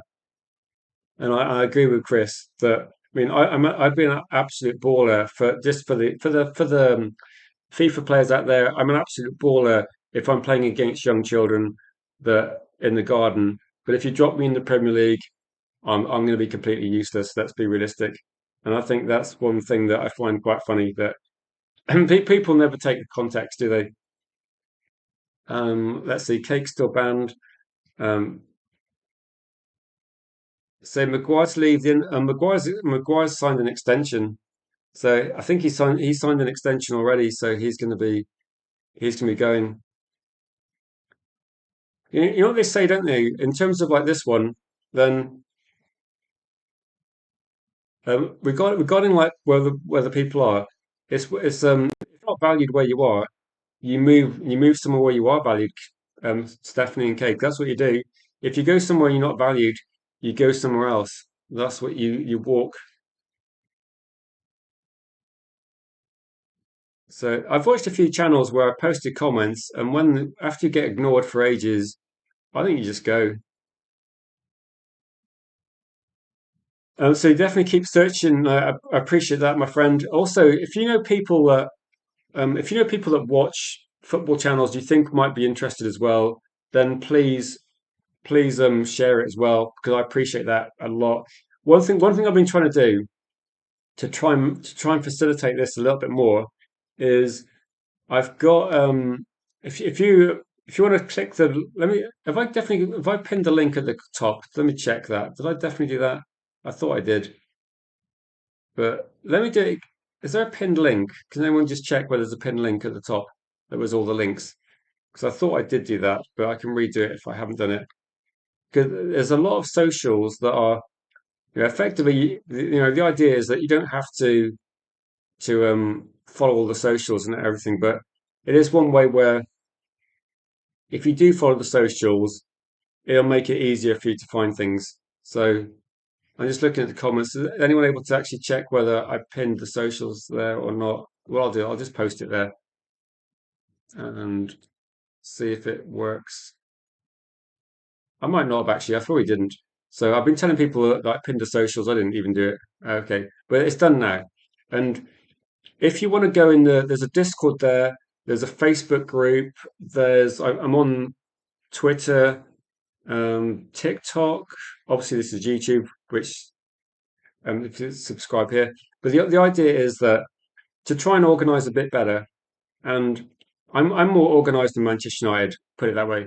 So to make it a bit better, one thing we've got is that Jim is regularly posting news in the Discord to keep news kind of flowing. Cody's actually been very proactive as well on Facebook. So what happens when I do a stream? What I do is I what's the best way of putting it? So I share it to the Discord, which has like got a few people in there, and then Cody posts it on Cody posts it on the Facebook group, and then I'm trying to think. Yeah, so that's it. So it's basically it shares it there. So usually there's going to be like set times where it's like 1 p.m. or there's going to be like an evening stream. But what we do is with the socials, it's all in one place, so it's super easy. The idea is that I'd rather not message like 50 people and go, "This is when we're live," because people have actually told me that cheers, ducks. a few people have actually told me they would like to be messaged, and they say, please message me when you're live, etc. The thing is, it's physically difficult to like. I messaged Cake, like Cake, you should join the socials. I messaged Cake, I messaged like a couple of people, but some people only use Instagram, some people only use Discord, some people only use say Facebook, some people only use Twitter, and it's actually impossible. I can't spend like 30 minutes messaging everybody. It just it become I know I do message a couple of people, but also people or WhatsApp, etc. So it is literally difficult. So what I've done is like make that one like Cake, but it's just do you know what the frustrating thing is? I will say this one is that Stephanie is not on any socials, but Stephanie is just like I think Stephanie's telepathic. That when I start scheduling a stream, Stephanie's literally like senses it. Stephanie's spidey sense starts tingling and knows that there's going to be some Man United discussion happening, and kind of gets in. Um, so I've gone way off track, by the way, but that's something that may not happen in the future. So yeah, to put a long story short, it's gone. No one knows why, and the rebuild's happening quicker because of the socials. So with the socials, there's 50 plus people in Discord that are relatively active. There's other socials on, say, Instagram. I know Cake on and a few other people on that, and there's Twitter. And so the socials are basically been a rebuild. To be honest, actually, Gregory, I think I found you on Discord because I was like actually thinking I should speak to you as well because I was trying to find you, and I found a few other people just on YouTube. So it is bizarre, isn't it? In a day where there's so many communication things, if anything, there's too many. There's literally too many. So I kind of figured out how to organize things in a sensible way. That's the only positive, actually. The infrastructure regarding the channel is way better organized than it used to be, and it's by necessity. Unfortunately, that's the thing. But as I said, this is like this. The in terms of fan channels, this might now be one of the most professional in terms of this one. Match day lives, yeah, that's something we'll look into. I thought the focus with this one would be that I know there's Champions League matches tonight, but I am in the short term, so there's no doubt whatsoever. In the very short term, I'm doing nothing but Manchester United content. So it's going to be obsessively Manchester United in terms of Manchester United matches, Manchester United reactions, Manchester United news. Every single thumbnail will be Manchester United related. And I might try and do, I might be able to do a watch along possibly on the weekend, but it depends because of watching the game and the stuff I use. It might be that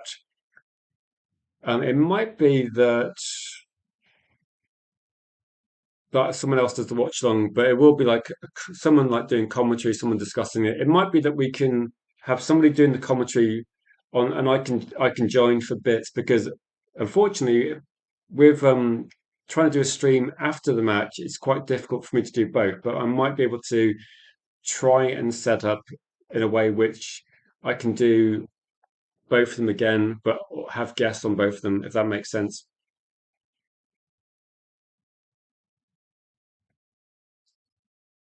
So hopefully that makes a lot of sense.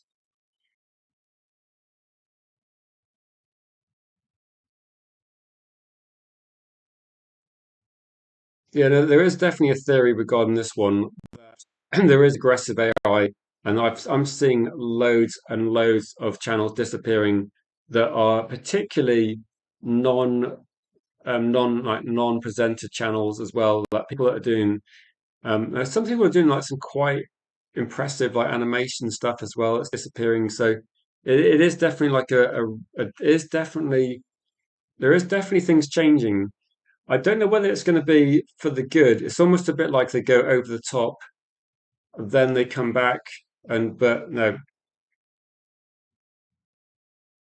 yeah, Cake, you're in the comments here for sure. Anyway,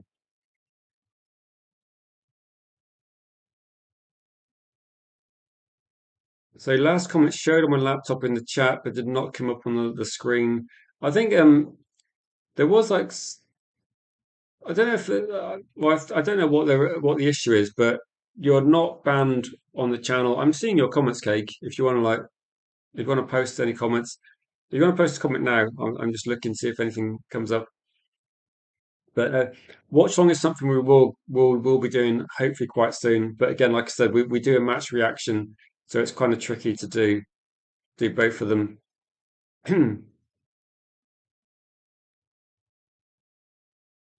The YouTube is like flushing out AI, I believe, and that's something that's happening. I have seen a few people doing like using AI and stuff as well, and I have said to them, maybe be careful, but be really careful with what sort of thing you're doing. But no, I don't know if just a quick question for people watching: have people actually, joined the socials at all? Like, do like because I think they are quite good. They are quite a good way of keeping in contact regarding this one.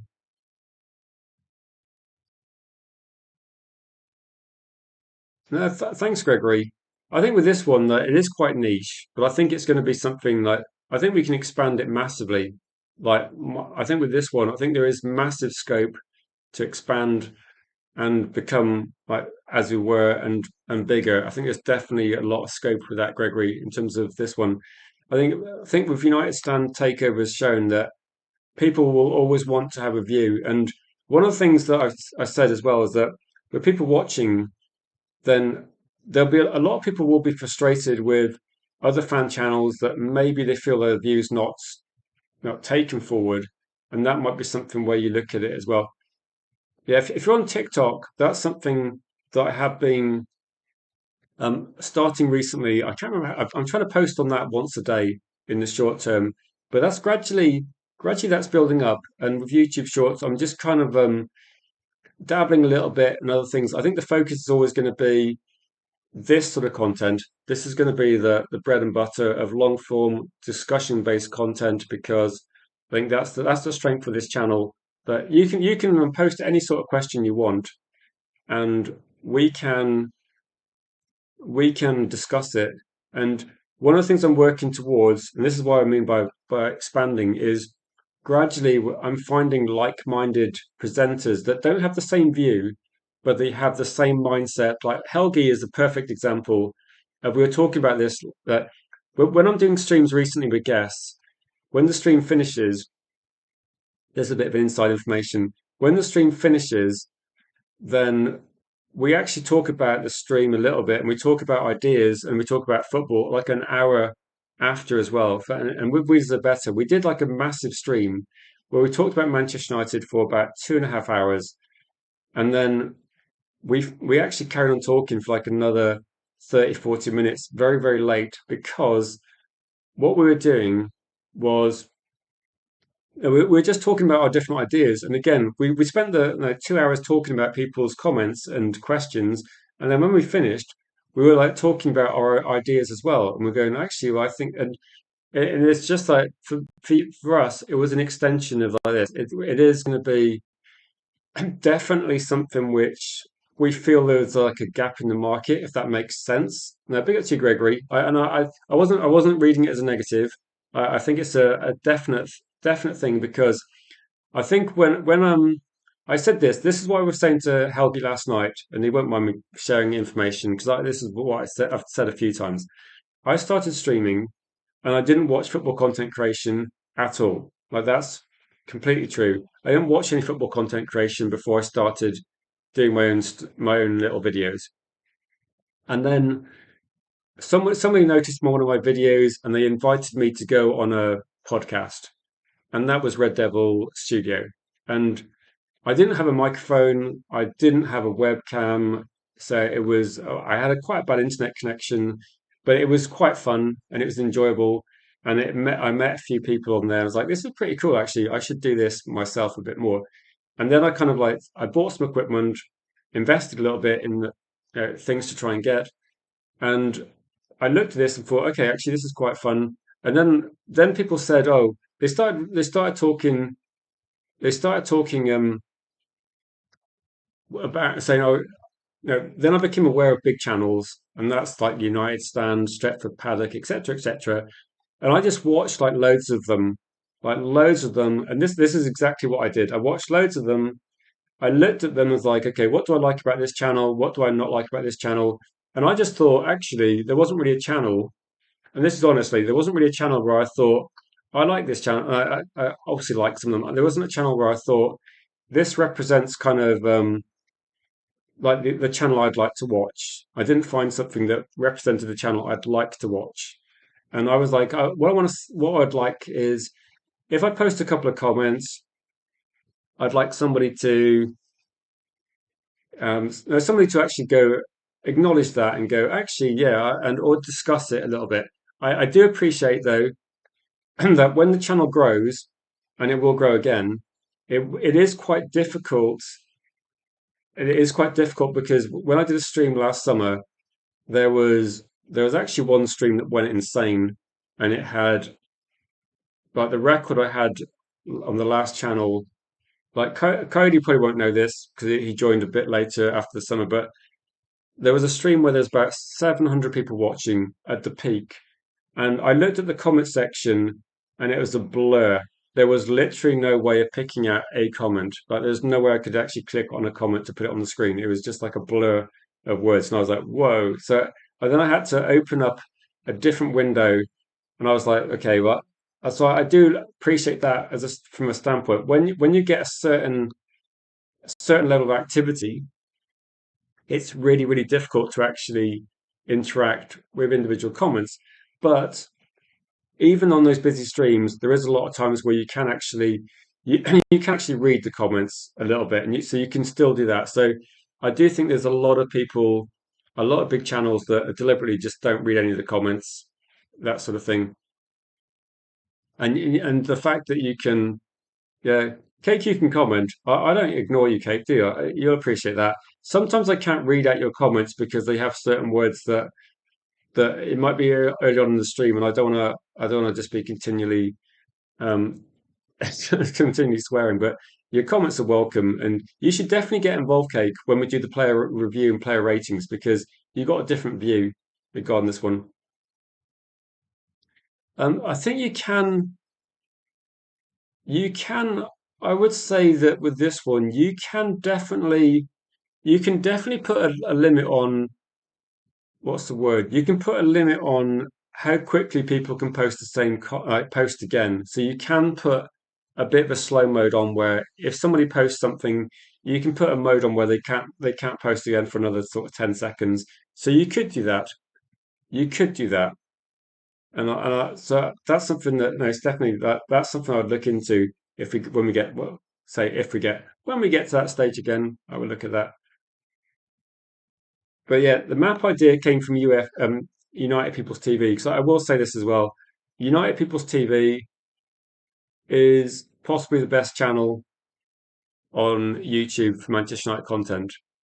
I'll say that, but because people talk about that, it's not necessarily the biggest, but I think it's possibly the best because it is definitely a community. It's something to aspire to in terms of something like that. That's what I'm thinking. But one thing I did say is. Yeah, cake.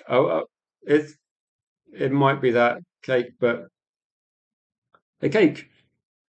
What are you saying, cake? You're welcome here, cake. You found a home here, so it's all good. It's all good. Now, and the thing I was saying as well, like, I am rambling quite a lot, so this is kind of like for you guys just to kind of like explain a few things as well. When I was talking to Helgi recently, and maybe Helgi can watch this, and you can say, Helgi, you should watch this. Rich said nice things about you, and and I said to him, and Helgi said the same thing to me. He said that he doesn't mind if people disagree with him. And I said, actually, that's quite rare to find in the real world and on YouTube. If um, if somebody comes on here and posts a comment that is completely contradictory to what I say, so for example, if I say Michael Carrick should be Manchester United manager next season, if somebody says I disagree, it should be Unai Emery, it should be Luis Enrique, and I don't mind that because that's your viewpoint, and and Helgi said the same thing. He disagrees with me. You wouldn't realize, but we had this discussion last night, and between the three of us, we just acknowledge that we have very different views on a lot of things. But if you're watching, you watched a 2 hour stream, okay? Do you, is there at any point in the stream where Helgi interrupts, cuts me off, gets angry, gets defensive, and myself as well, where we just can't actually talk to people? It is genuinely difficult to find people that one have got the passion to effectively like no it's 12:15. It's Wednesday night. It's a school night, and I'm here in one room on my own talking to lots of people I've never met in real life. And that's kind of the crazy thing because you have a passion to talk about something. I'm almost like laughing, but you get my point. And people have the same sort of thing. And my viewpoint was going to be whatever happens on the channel, if you're yourself and you just act like you are normally, I mean, no one, I'm not pretending to have a different view. I'm not pretending to like, I don't know, think things differently. And I just put out my opinion, and I know for a fact there's a huge amount of people that decide an opinion they think is going to be worth pursuing or some sort of angle. It's kind of weird, and I find it quite weird. I've actually been on one or two streams before where they've almost said that, oh, I didn't really think that, but I thought it might make a good conversation. And I just thought, that is bizarre. That is bizarre. And I was like, okay, well, that's fine. But if you watch me talking like we started off now, so there's about like 4 days worth of content. If in like 6 months' time you rewatch any video from today, yesterday, the day before, you're not going to find a completely opposite opinion. You might find an opinion that evolves over time, but I'm not going to suddenly like. If you ask me my opinion on Roy Keane, and actually as a football player, or Eric Cantona as a football player, or any Man United player from like the early 90s through to modern day, my view on those players is not going to change as a football player. I'm not going to then suddenly completely change. But in terms of like the situation regarding Michael Carrick, I will change my mind slightly because if Manchester United played Chelsea with heaven and Euro and we win 3-0 and the substitutes are spot on, we control the game, I'm going to have a different view of Michael Carrick than I would if Manchester United get thrashed 4-0 by Chelsea. That there's a lot of there's more evidence to assess things on. So exactly that. So let's have a look at some of the comments. So UPTV is the third biggest Man United, so United fan community. I think actually, if you're looking at it, I can't remember how many people it's got as subscribers, but I'm guessing like United standards like 2.25 million. I think the Football Terrace is no, not Football Terrace. For Man United, let's see. Stretford Paddock must be what 800K. Is it? Is that 800K? Is United People's TV? Is that like 550 or something? I'm not sure exactly, but I think it's probably if you look at the United stand, they'll have like thousands of people watching every time. This one, like United fan community, UPTV, it must be like 1,000 or so. And I think beyond that, you probably get other ones as well.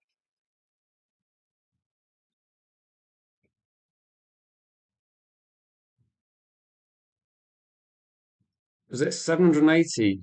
Okay, I couldn't remember how much it was, but 780 was.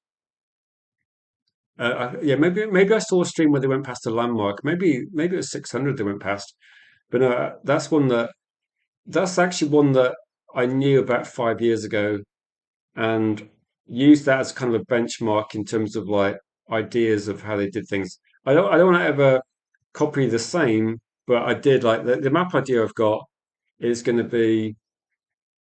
I think the map is going to be something I bring back as well. Yeah, interestingly with this one, I'll say with this channel, it's probably going to be one of those channels that you either like a lot or you don't like a lot. but it's going to be unique to that person, isn't it? That football content creation, I think when you get a one-off channel, um, I think it'd be fine, to be honest. Honestly, Gregory, I've watched his channel over a few years, and I would say absolutely there'd be no problem. If Flying Pig would like, I have absolutely no problem being on a stream with Flying Pig. I know he's got some crazy views, but it would be a different sort of stream, wouldn't it? That I think with this one of the things I would say is that when I've seen him streaming, I know that for some people, I know that he's not their cup of tea. Some people watch him because they find him hilarious. It's kind of like different things. I think with this one, that with Flying Pig, that one of the things that probably resonates a little bit as well is that he's obviously culturally watched a lot of things that I've watched. So he would make references to, say, songs in the 90s, things he's watched, movies, cultural TV stuff as well, and throw a lot of those in. And so, yeah, no, I think with this one that I can put it this way, I can see a lot of I can see why people like him. I can see why he's popular. I can see why the watch alongs are great. But again, it's different channels for different people, aren't they? Yeah, I will try and do this as well because I think what I'm going to do is if you look at this channel as a strategy, I'm going to probably do a little bit of each things. Three streams, short, medium, and long. Not a bad idea, Stephanie. But one thing I thought of was if you remember last year, my strategy was pretty much in terms of a strategy. It wasn't necessarily a strategy. It was something in the morning, something midday, and then something in the evening. It was like pretty tiring, and it was a lot of work, but it was actually yielding quite good results. And I think maybe with this one, the way I looked at it last year was solo stream in the morning, solo stream in midday, and a group stream at night. And that's what I had. Actually, tomorrow, I should say a bit of advertising for tomorrow. If you remember Dylan, who I'm trying to think where's Roy Keane from? If anyone knows where Roy Keane's from in Ireland, like the actual county he's from, then Dylan's from the same place. I'm pretty sure. I'll have to double check, but I'm pretty sure he's from Roy Keane area of Ireland. He'll be coming on. Yeah, Cork. I was going to say Cork. I don't want to guess wrong, but yeah, Cork. So well done, 5 points Gryffindor. Um, Cork for Solly. Yeah, I think he's from Cork, and he did say he's available. I did say that maybe I'm just coughing a bit. 'Cause I've been talking too much.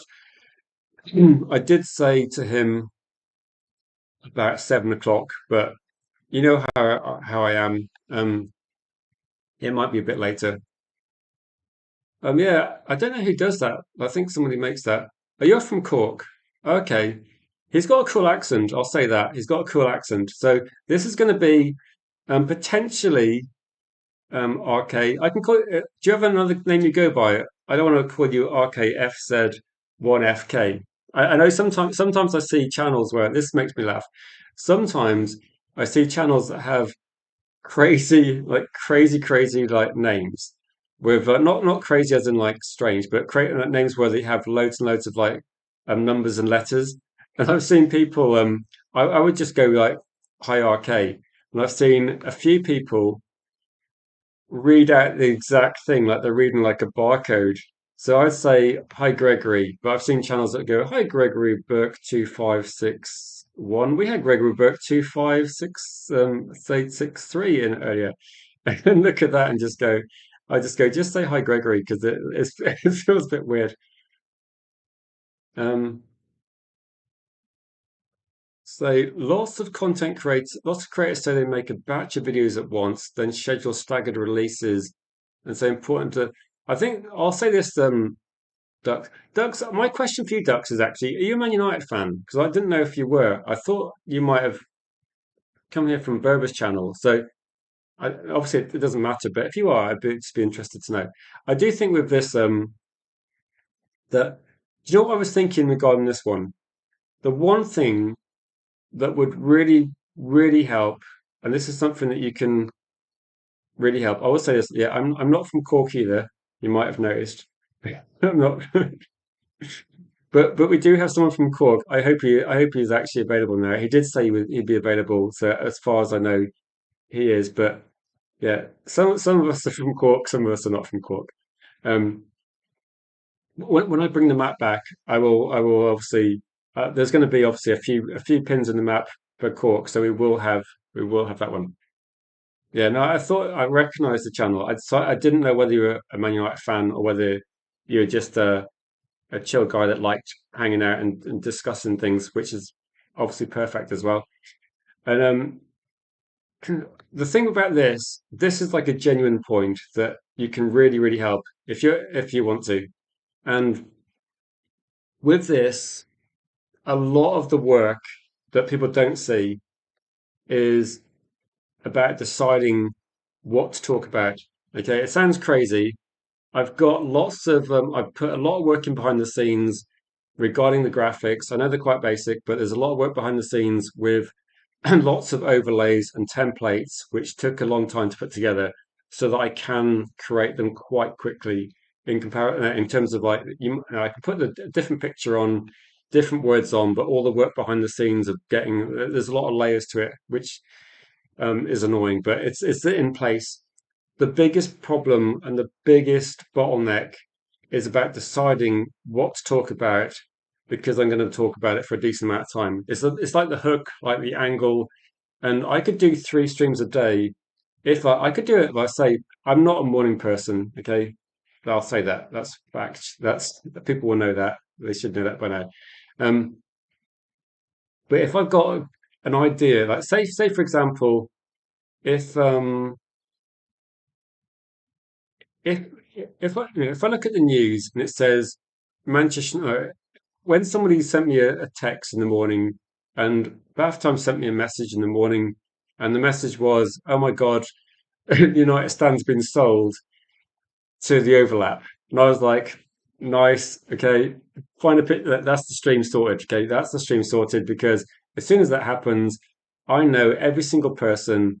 Has a view. Okay, some people won't be interested, but every single person will be have an opinion on fan content creation. So I was like, right, I'll talk about that because I could talk about that for a long time.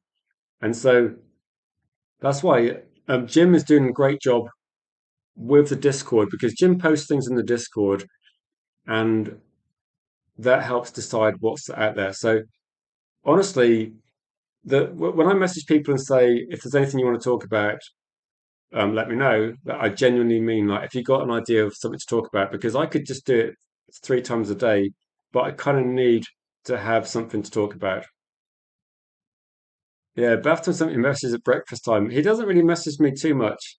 It was something where he just said, actually, I think I went away.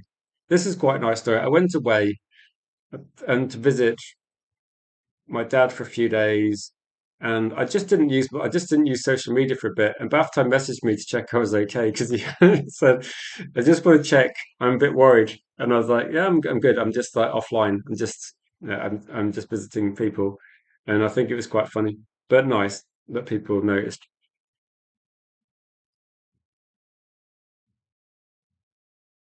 So yeah, I would say this. I wouldn't say anything negative. Honestly, I have sometimes thought in the past of like I don't see him on other channels, and I don't know whether he'd be interested in joining other channels or whether he'd be up for it. I don't know.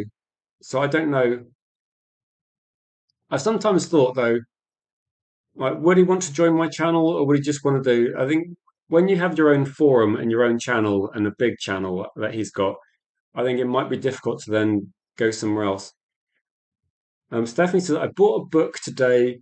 We need to talk about Roy, The Cunification of Modern Ireland by Dave Hannigan. Interesting. The cunification. Stephanie, you definitely have to be around. I don't know where you are in Ireland. You might have mentioned it before, and I can probably find you on the map. That sounds bad, but you might be. pinned on the map in which county. But no, we can speak to someone from Roy Keane country tomorrow, can't we? We can speak to him and find out.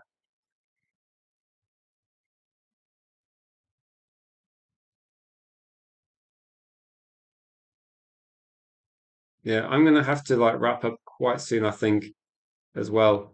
But it's been pretty productive, I think. I think we've talked about a lot of things. But my point was going to be, if I can do something in the morning, I will. I think it is a definitely good idea to do that. The problem is that by the time I get to bed tonight, I'll be very tired tomorrow, and I'll be thinking, what the hell should I talk about? But this is why I'll just say this for the last time. I've got everything. Everything is so Saipan is Keane versus Alan Partridge. What was Saipan again? Keane versus Alan Partridge sounds like it. It's a TV program they need to make, isn't it? For anybody then watching, this is the take home for things that will help is if you're able to follow any of the socials, whether it's the Facebook group that Cody is doing a fantastic job, and there is actually a Facebook page which does have like 3,000 followers, and I need to figure a way of actually getting these people to click on this channel. That would be excellent. But I'm looking at this one and I'm thinking that if you want to get involved in either the Discord, which is if you're on Discord, the Discord we got is actually very well organized in terms of fantasy football, transfer news, live streams. If you're on Discord or you're on the Facebook group, you don't have to interact, you don't have to post or anything there, but it is somewhere where every single stream we do will be advertised there. So you might get a notification, possibly. That will be there every single stream. And I think on the Discord you might get a notification as well. But the Discord's really you don't have to interact. No one it's completely anonymous. You just have like a user on there.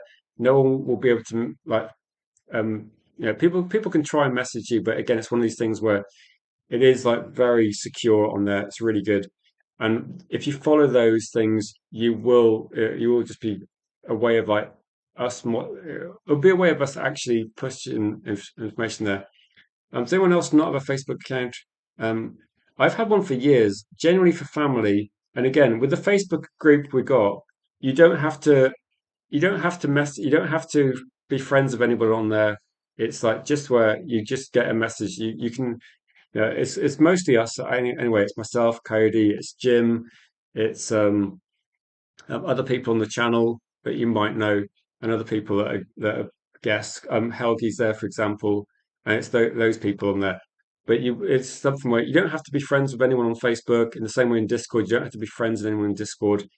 It's just okay, I get it now. I get that. It's just an easy way of very very easy way of just being us being able to notify you and say this is happening, we're doing this stream, etc. But again, once we start getting like Stephanie made a great point saying it should be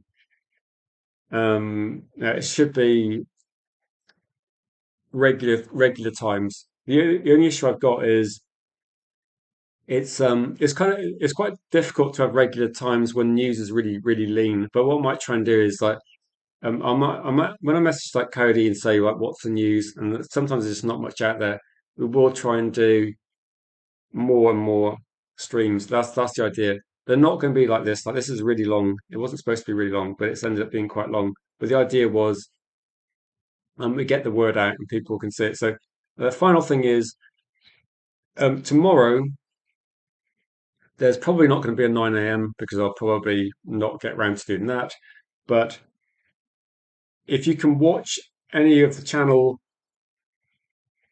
like rewatch any at all, it's going to be really key to boost watch hours back up because at the moment I can't even redirect to other channels. I can't actually put end screens on. There's certain things I can't do because I need to get to 3,000 watch hours to do that. And the subscriber count will go up. I'm not, well, no, the subscriber count will go up anyway because people I know are gradually finding the channel again. But if you're able to watch any extra when we're not streaming, it's going to be like an extra shot in the arm, like really, really good. Um, you're like a legend, Stephanie. That you're probably the one person that I just question how you're able to watch as many channels and support so many channels. Absolute legend. If anyone's got any final questions, then I'm not great with technology. Like you, I suppose you wouldn't, you might not think it, but I'm not considering I'm using the streaming software. I had to watch a tutorial for so long, and then you have to watch a tutorial on all the settings, and it's taken like things like Stephanie. It took like years to actually get to this position in terms of having like it looks quite simple, doesn't it? With like the setup, but I've got you got to load the camera, the background graphics. You got to load every single picture. You got to make sure the mic is connected, the audio is right, the desktop audio is not interfering, and all the different things. Uh, Even like the date thing is quite cool because that's automatically that comes from somewhere else as well.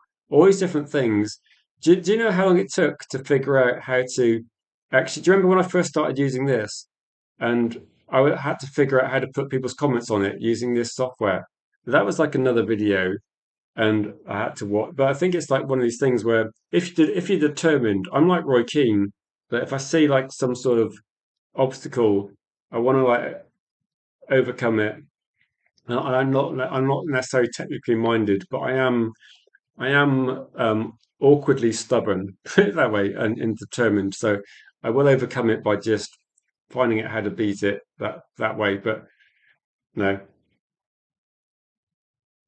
everything that here. That's why I'm saying that to go from having everything was kind of in place, wasn't it? You started the channel, everything was already here, but it took years to get to the point we were at. But to get back to that point, the quality of the streams hopefully is the same. But to get to that point was like the first year of the channel, it was no camera, so it was like grainy footage, really crap audio, and probably guests that were just shouting and arguing. So it's kind of levels different. Unfortunately, I haven't got any examples because they're all gone. But now we're in a different place now, and the guests are brilliant. The viewers are brilliant as well. So I feel a bit like that. I'm always going like that character at the fast show. So everything's good, apart from the fact that we went from 10K to a lot less. That's not good. But I'll give you like one minute if anyone's got any questions. No, okay, big up to you. I appreciate that as well. I will say this as well that a few people have been messaging me and saying that what I have done is at the moment, like I appreciate that there's like people that maybe want to get involved, and what I'm doing at the moment is I'm kind of keeping the circle quite close, quite small, but um, I will at some point, like when the channel grows, then if people want to be moderators that aren't moderators, we will add more. But at this point in time, because the channel's so small, then we're not going to change anything too much at the start. But I do appreciate that people that want to get, if people want to get involved, it's like having like the guests as well. There's a limited amount of guests at the moment, but that's kind of intentional because they're really, really good, and I'm just looking for like a consistent. What's the word? So, well, what I want to say is that if someone joins and watches myself, or someone joins and watches myself plus Helgi, myself plus Readers Are Better, any combination, or Kieran, or Dora, or Owen, and all these people, and Dylan tomorrow that will come in, there's going to be a consistency of quality of guests that will be maintained. So I know some people in the past like will want to get involved, but we're not going to just be randomly getting guests on, etc. But what we will do is like we will grow. And one of the things that's going to be really cool is when eventually there's loads of people watching, like RK, Stephanie, then if there's like 100 people watching, I'll still pick out your comments because you're the original OGs that have kind of built this channel up, and that's something that won't change at all. So that's going to be cool. And I did say to Helgi as well that we spoke about long-term plans and say like the plan is just to be doing that as well. So I remember you asking me to come to your channel on Pappy's Football. I've not seen that channel for years actually, and I made you a flat by saying Dewsbury Hall sounds more like a wedding venue.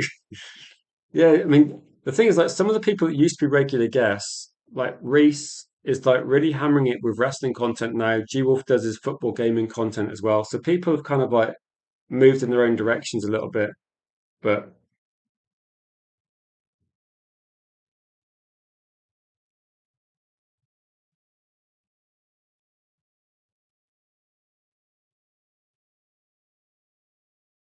no, cheers, Solly. I think it's definitely a matter of time. Put it that way. I mean, I'm delusionally optimistic, but it's the I think it's I don't know. I do think maybe it's just a bit of opportunity as well. That maybe if I can kind of leverage a little, like a few contacts. So I went on a channel this morning, and what I might try and do is there's a couple of channels I know that are bigger, that are more like sort of 40 to 50K. I might see if I can go on those channels possibly, but I'll have to like try and I'll have to try and call in some favors to try and get back a little bit quicker, possibly. But again, I'm not really. I think when channels like direct people your way, again, I kind of like prefer. I want to obviously improve. I want to get back things how they work quickly, but I also want to get the right people watching as well. Because if you get people that don't really enjoy your content, there's no point forcing the subscriber number up with people that are different viewpoint. But no, yeah. So hopefully, do you remember last year? Last year we were talking about people that said, "I remember watching when we had 1K and we got to 10K." So um, make sure you get you're in like kind of ground one now. It'll be good. Yeah, no, big up to you, RK. I appreciate that. Make sure you guys like that tune in tomorrow because Dylan is a top guy as well. Really good guy. I don't know what we're going to talk about, but we'll probably be talking about. I think tomorrow is probably there's no Champions League, is there?